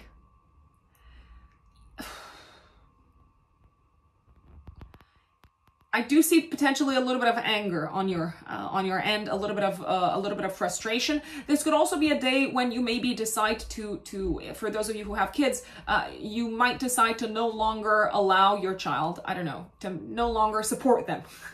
Let's put it this way, to no longer support them in attending some sort of group type of activity. I don't know, maybe you realize that your kid has been playing football, but actually the coach doesn't really care about health and safety, or something like that. It's possible. 22nd of November, Sagittarius season starts. Sagittarius season activates your 12th house. Capricorns, my lovely Capricorns, I do feel like this could be a really good time. So the next month from the 22nd of November, it could be a really good time to plan some time off. The 12th house is the house of rest, of recuperation, of things that are happening behind the scenes. I do see a lot of you maybe kind of like pulling your focus towards matters that you may not necessarily want to share with everyone else. So that is very, very likely to happen during Sagittarius season. 23rd of November, some sort of expense coming up that you didn't see coming, Sun squaring Saturn. You might try to, I don't know, find a way around it. I would be careful not to get a car fine on this day. So be careful where you park, be careful how quickly you drive, because there is a risk of getting fined in your car. 24th of November, Mars goes into your 12th house until the 4th of January. Mars, my lovely Capricorns, rules for you your house of friends and your house of home and family life. Oh God. Okay, so I do see the possibility of you kind of like getting quite annoyed and angry and frustrated throughout this period, 24th of November until the 4th of January, maybe with the things that your friends or maybe family members have been doing behind your back. That's possible. I also see the possibility of you putting a lot of energy into some sort of behind the scenes, maybe goal or objective connected with your home life, family life, property sector, and maybe you're keeping it to yourselves, Capricorns, because you don't want to hear anyone else's opinions, not even the opinions of your friends, no matter how well intended they are. This is a fantastic time with Mars in the 12th house to really put a lot of energy into your spiritual practice. So if you have a spiritual practice, if you meditate, if you're interested in understanding more about a certain kind of like, let's say, spiritual tradition, this is the time to do so. I will put it out there. You might not get a lot of sleep throughout this period, or of course you're going to sleep, but maybe not as much. Mars in the 12th house is likely to kind of like shake up or disrupt your sleep patterns a little bit, or just kind of like make you quite alert. I'd say. 25th of November, Mars squares Saturn. So here I see you maybe being a little bit frustrated with some sort of delay connected with your educational processes. Maybe if you're studying something, if you're learning something, once again, it could feel like you want to move at a faster pace, but for whatever reason, you just have to like stick to the ground rules and follow very, very closely, I don't know, the existing like system or structure, even if you're bored out of your head. This is not a time. Okay, so this is a time in which I would be careful when you drive, because someone who is in a rush might try to, I don't know, kind of like overtake you or something like that, and they might not be paying as much attention, and some challenging situations might come up. This is a day of frustration on the road. 25th of November. Do with that what you want. It doesn't seem to be. It doesn't seem to be dissipating or dissolving. You might just need to kind of like push the brakes metaphorically on your frustration and anger, and just kind of like take it slow and take it very, very easy. 27th of November, active 3 days before, 3 days after. There is a full moon activating your axis of work and service and health. It is in a tense aspect with Saturn. So what am I saying? What am I seeing here? So some of you could finalize a work project. Some of you could hear about a team member or a client leaving, and that doesn't seem to be something that you saw coming. It might even feel like it's reflecting a little bit poorly on your own kind of like skills and on the work that you have done. This could be a time, however, when you've decided that you've had enough with your job. I would not be surprised. You've decided that you've had enough, and you're like, okay, even if you're not sharing it with the outside world just yet, in your head, you might be ready to like stop working for these people. It might just feel like challenging communications with people at work are reaching some sort of a peak moment. It may feel like something's got to give, something needs to change. You might feel very frustrated because for whatever reason, it feels like you're expected to give in and be the bigger person, and maybe communicate in a more conservative kind of way. I do see very challenging communications, at least with a colleague around this time. If something doesn't change, then I don't see a solution. On the contrary, this could also be a time in which you hear some sort of like news connected with your health, and for whatever reason that is asking you to change some of the plans that you had made, maybe work-wise, but maybe also financially. Let's say you had set up a budget and you were planning to, I don't know, spend X amount of money in December, and now you realize, no, actually, you got to go to the dentist, or you got to do something connected with your health that you just kind of like can't circumvent. So you have to address it and maybe shift things a little bit from like a monetary perspective. And that is Capricorn. My dear Aquarius, Aquarius suns and Aquarius risings. What does November look like for you? Well, I'm going to start with one of my favorite transits for the month, which is Venus transiting through Libra in your 9th house from the 8th of November until the 4th of December. Now, Venus basically makes everything more enjoyable, peaceful, harmonious, lovely, beautiful when it comes to transiting a particular sector of our chart. So this would be generally from the 8th of November until the 4th of December, folks. This would be actually a really good time to maybe travel abroad, especially.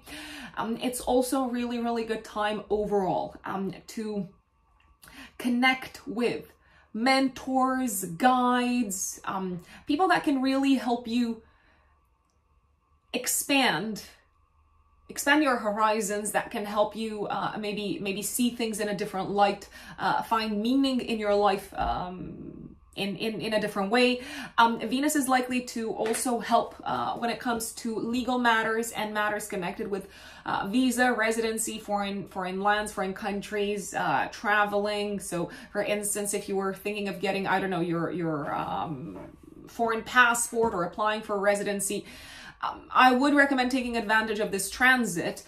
The one day that I would skip, maybe also the day before, the day after. So 28th of November, maybe also day before, day after, when Venus conjunct the South Node. This is where I see you actually maybe giving up on something that is connected with foreign lands and foreign countries. Maybe this could also be a time when you symbolically give up on an old mentality, an old philosophy, an old worldview, connected with the area of romance, but also connected with your home life and family life. You could also be saying goodbye to maybe like a family member, maybe because they're moving abroad, for instance. That's very, very possible. I do see a sense of maybe a renunciation to something that is connected either with traveling, education, or home life and family life.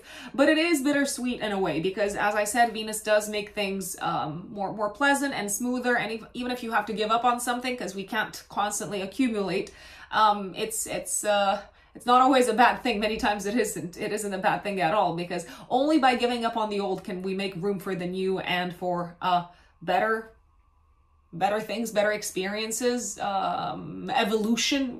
Who am I to say what is good and what is bad, what is better and what is worse? I mean, we live in a very polarized world that likes to categorize things. It likes to say, this is bad, this is good, this is dark, this is white. And many things are, but some things aren't. And in the grand scheme of things, looking back, we actually realize the things that we thought were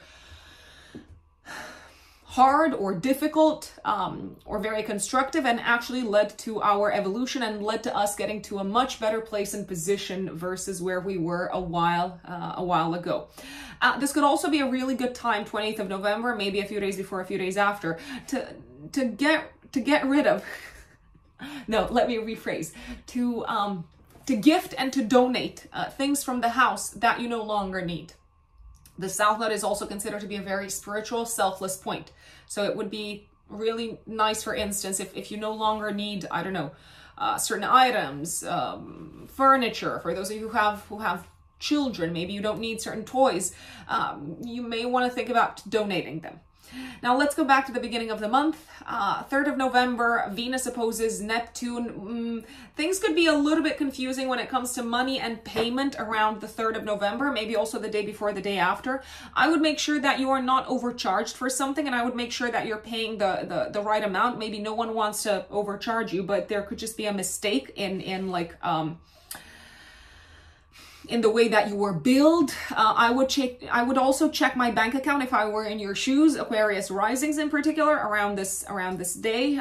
This could also feel like a day in which you're not really aligned with a family member on what to spend your money on. It could be a parent, it could be, I don't know, a sibling, it could be a partner, but I feel like you're not on the same page. So you are having kind of like very different views and values when it comes to expenses. 4th of November, Mercury opposes Uranus. Oh God, like here I see, Aquarians, here I see maybe a family member kind of like needing you all of a sudden, very suddenly, very abruptly. I also see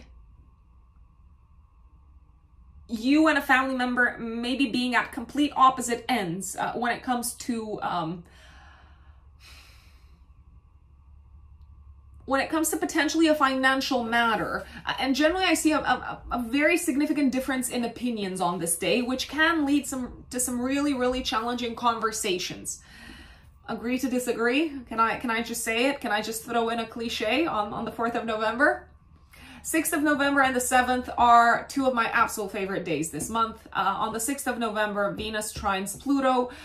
This can be a really good time to maybe enjoy the company of your romantic partner. It is a beautiful day for intimacy, a beautiful day to maybe also give and receive feedback when it comes to some Not necessarily when it comes to intimacy, but that could be one of the areas in which you may want to give and receive feedback. It is generally a very good day to give and receive feedback, constructive feedback, because it does seem to be taken on really, really nicely and implemented quite easily, I want to say. It could also be a day when you decide to give, or you might even receive a gift from a family member. 7th of November, Mercury trines Neptune. Wow, like whatever it is that you're like talking about in a work environment, in a professional environment, and maybe also in a public environment, it really seems to hit the mark. It really seems to land beautifully. You seem to be very persuasive and convincing, and a very good listener, and maybe to be seen as very empathetic and considerate in a work environment. And as a result, it looks like you're super appreciated. Your creative ideas are also very likely, and your imagination, they're also very likely to be highly appreciated in a professional environment.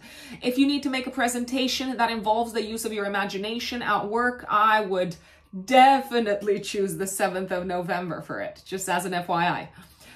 Now, I'm trying to see, is that on a weekend?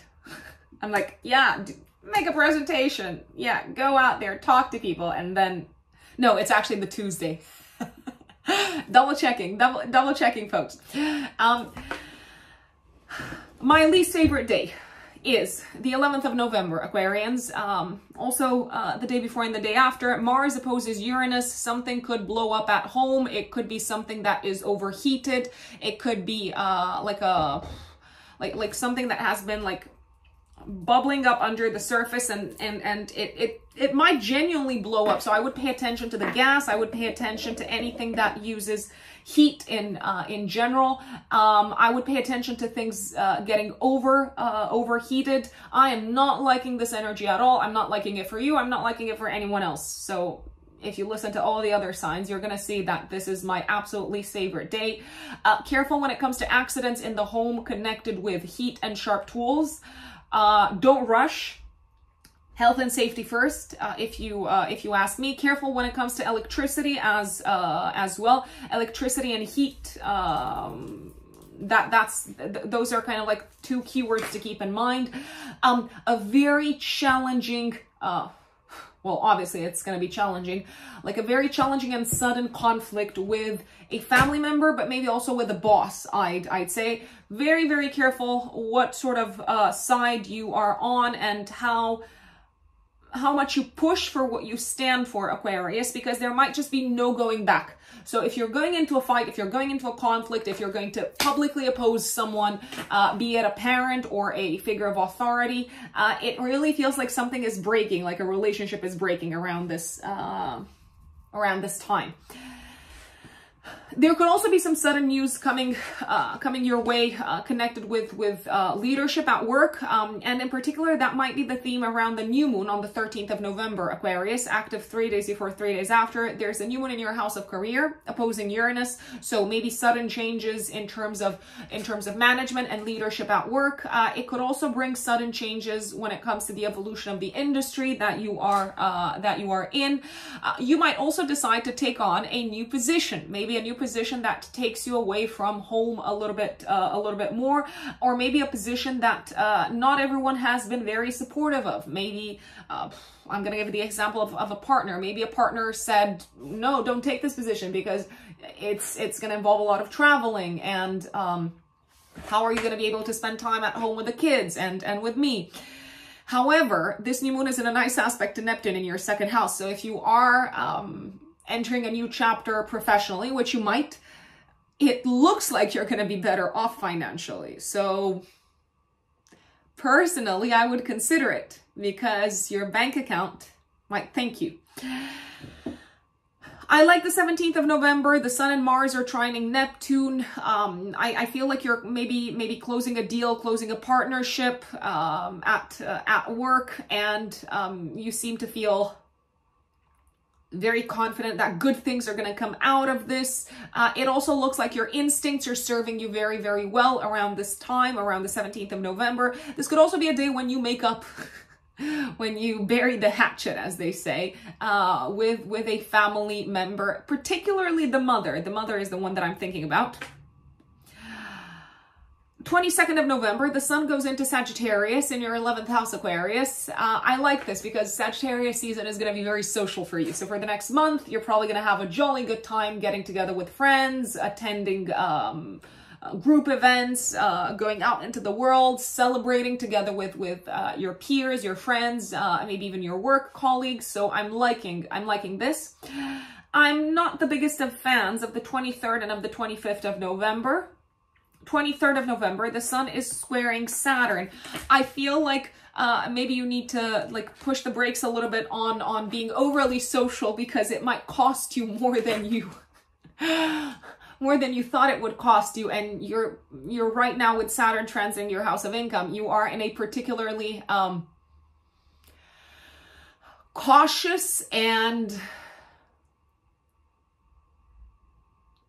duty-oriented time from a financial perspective. You want to build your finances, you want to build your financial security and stability. So really think carefully as to whether how much going out and kind of like throwing money at I don't know, the bar is serving those goals. The 25th of November, I don't like it because Mars is squaring Saturn. I feel like this is where a friend or someone in a group type of environment could try to push your buttons and really push your buttons when it comes to your values and your value system, but maybe also push your buttons when it comes to your attitude towards money in some shape or form. They might try to like pull you into like a conflict or a fight. But you, on the other hand, I do believe you're probably going to be quite stoic and maybe not say anything at this point in time, because anything that you say could be used against you. 24th of November, which I realize is a day before, Mars goes into your 11th house of friends and long-term goals and groups of people until the 4th of January. Mars is the ruler of your 3rd house and of your 10th house of career, Aquarius. So you're probably going to put a lot of energy into your goals connected with your career throughout this period. You might have a lot on your plate in terms of group activities connected with your career. It could be parties, it could be conferences, you name it. But you might also feel like your friends and your peers are generally a lot more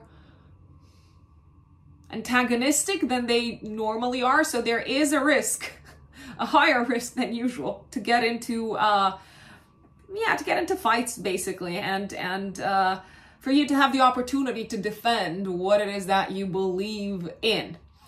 27th of November, full moon, activating your 5th house, 11th house axis, my dear Aquarians.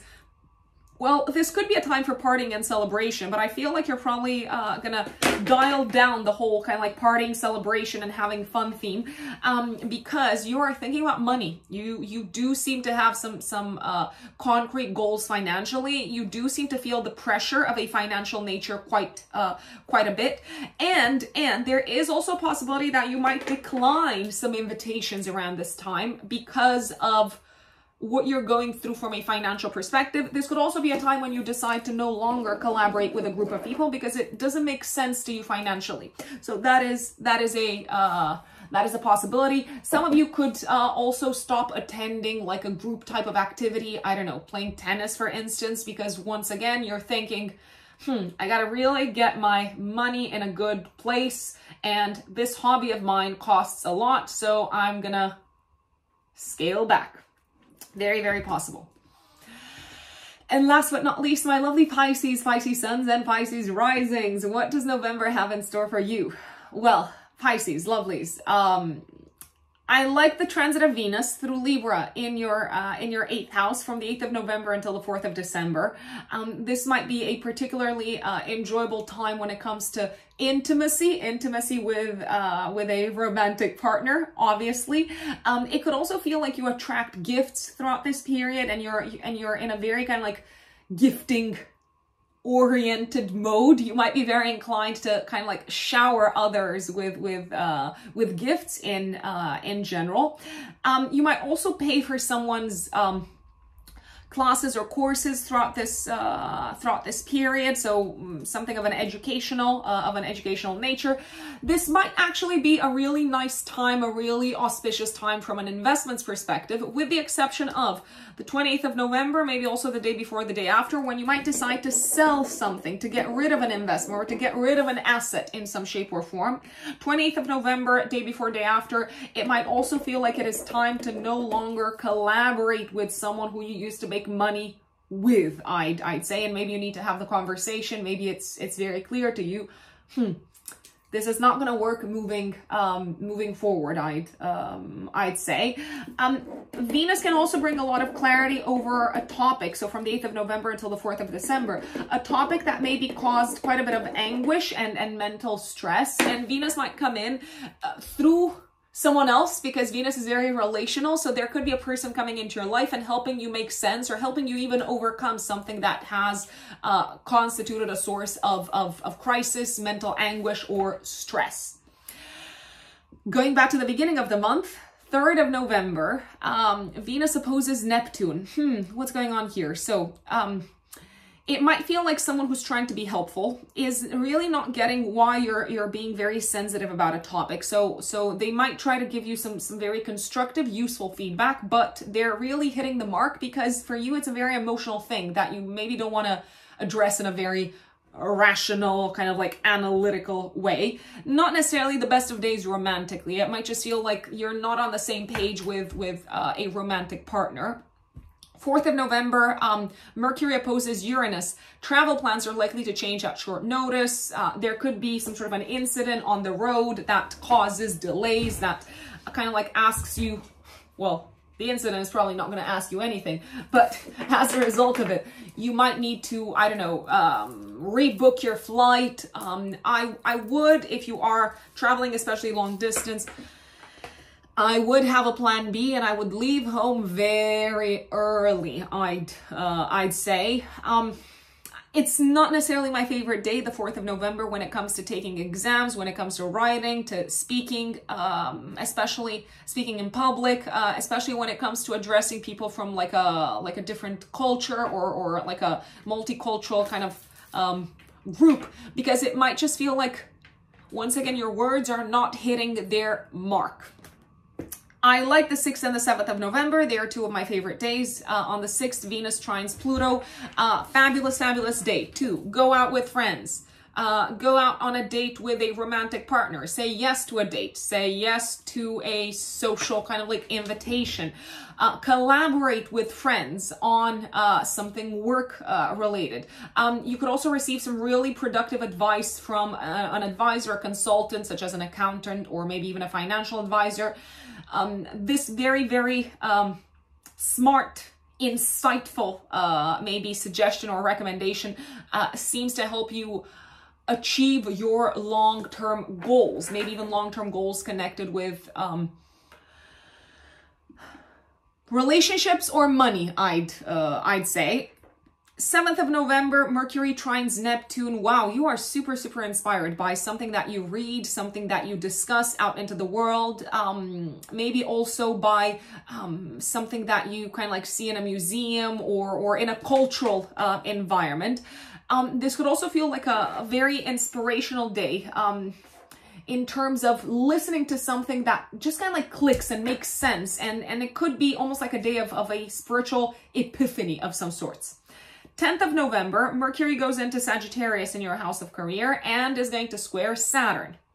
What's going on here? So this could be a day in which maybe you're talking to people at work, you're having significant conversations with people at work, maybe colleagues, bosses, partners, and they're trying to do a lot and they're putting a lot on your plate, and you are feeling completely kind of like, nope, that's not possible. You are feeling completely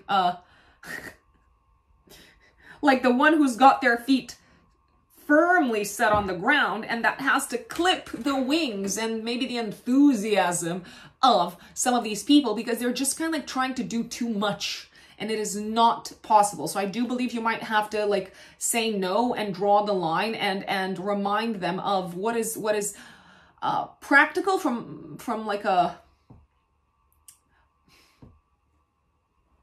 an achievements perspective, and what is also too much and not doable and not realistic.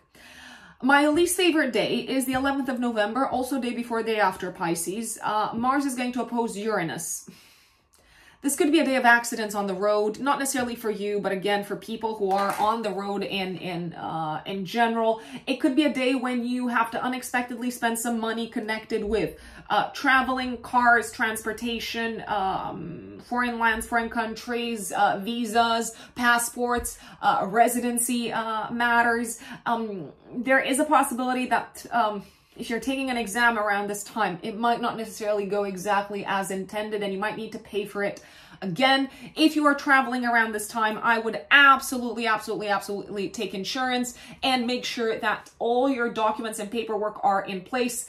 There could be storms or something like that cause delays. So if you can get insurance, if you can make sure that you're not going to have to pay out of pocket if you need to rebook something, that would be fantastic. Really challenging conversations with people around this time, people in traffic, people in an educational environment, colleagues, and in a legal environment. 13th of November, active 3 days before, 3 days after. The new moon in Scorpio activates your 9th house. I feel like this is a new beginning for you from a mentality perspective, Pisces. You might change your views, your worldview very significantly, and maybe decide to no longer talk to certain people or to no longer address certain topics. And it might just feel like this contributes to achieving greater peace of mind. This could also be a time when you begin some sort of a new academic chapter, but it might be with a completely different group, or it could be in a completely different environment versus what you expected to kind of like experience in this space. You might start some sort of a new process connected with visas, let's say passports, foreign residency, and things like that. Maybe with the help of someone new, because it feels like you're no longer going to collaborate with someone from the past on this particular topic. 17th of November, the Sun and Mars are trining Neptune in your first house. It does feel like you're really hitting your mark. You're really achieving your goals when it comes to educational matters and traveling related matters, and maybe also legal matters as well. I'm gonna say that this could also be a very auspicious day when it comes to either making plans to travel for work or collaborating with someone from like a different, I don't know, office, different country for work-related purposes. 22nd of November, the Sun goes into Sagittarius. So the spotlight is going to be very firmly placed upon your professional path for the next month. Some of you might say, Rux, I don't care about career. Well, in that case, it might just feel like you need to put a lot of work into something that is connected with public life, and maybe also something that impacts your reputation for the next month or so. Mars is also going to go into Sagittarius on the 24th of November until the 4th of January. So you are very active and driven out into the world, very active and driven and motivated to achieve your goals career-wise. You might be even a little bit pushy. You might, I mean, it would be fantastic if you could, I don't know, take the lead in a professional environment, my dear Pisces, throughout this period. Because if you're not in the lead, I do believe from the 24th of November until the 4th of January that there is generally a high potential for clashes, fights, arguments, all of that jazz in the professional space. It's a time to stand up for what works and for what you believe in and for your for what you value professionally, my dear Pisces. It is a time to show them that you are not messing around, but be prepared for pushback. I'd say. I'm not a big fan of the 23rd and of the 25th of November because it might just feel like, even though you need to shine and you need to take the lead and you need to be kind of like active and dynamic and put a lot of like energy into professional matters, you're a little bit tired. Or you might just feel like bosses and people with power and influence are putting a lot of pressure on you and demanding a lot, and you're just kind of like limited in what you have to offer, maybe even physically, because you need to sleep, for instance. You need to look after your health, for instance. Which is obviously the most important thing, because without health, what do we have? What do we have? like nothing. 27th of November, active 3 days before, 3 days after. There's a full moon activating your axis of home and your professional life, forming a T-square, so a challenging aspect pattern with Saturn in your first house. So something needs to change and shift. It does feel like you might be giving up around this time, my dear Pisces, on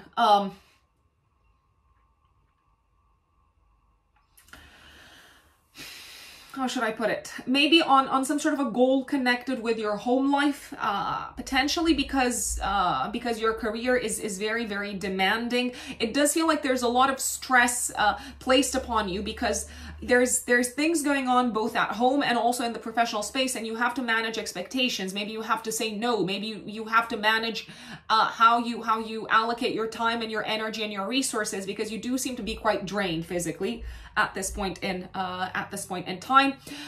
Some of you could be experiencing significant tension and pressure coming from the parents because they seem to expect a lot from you and they seem to be very demanding.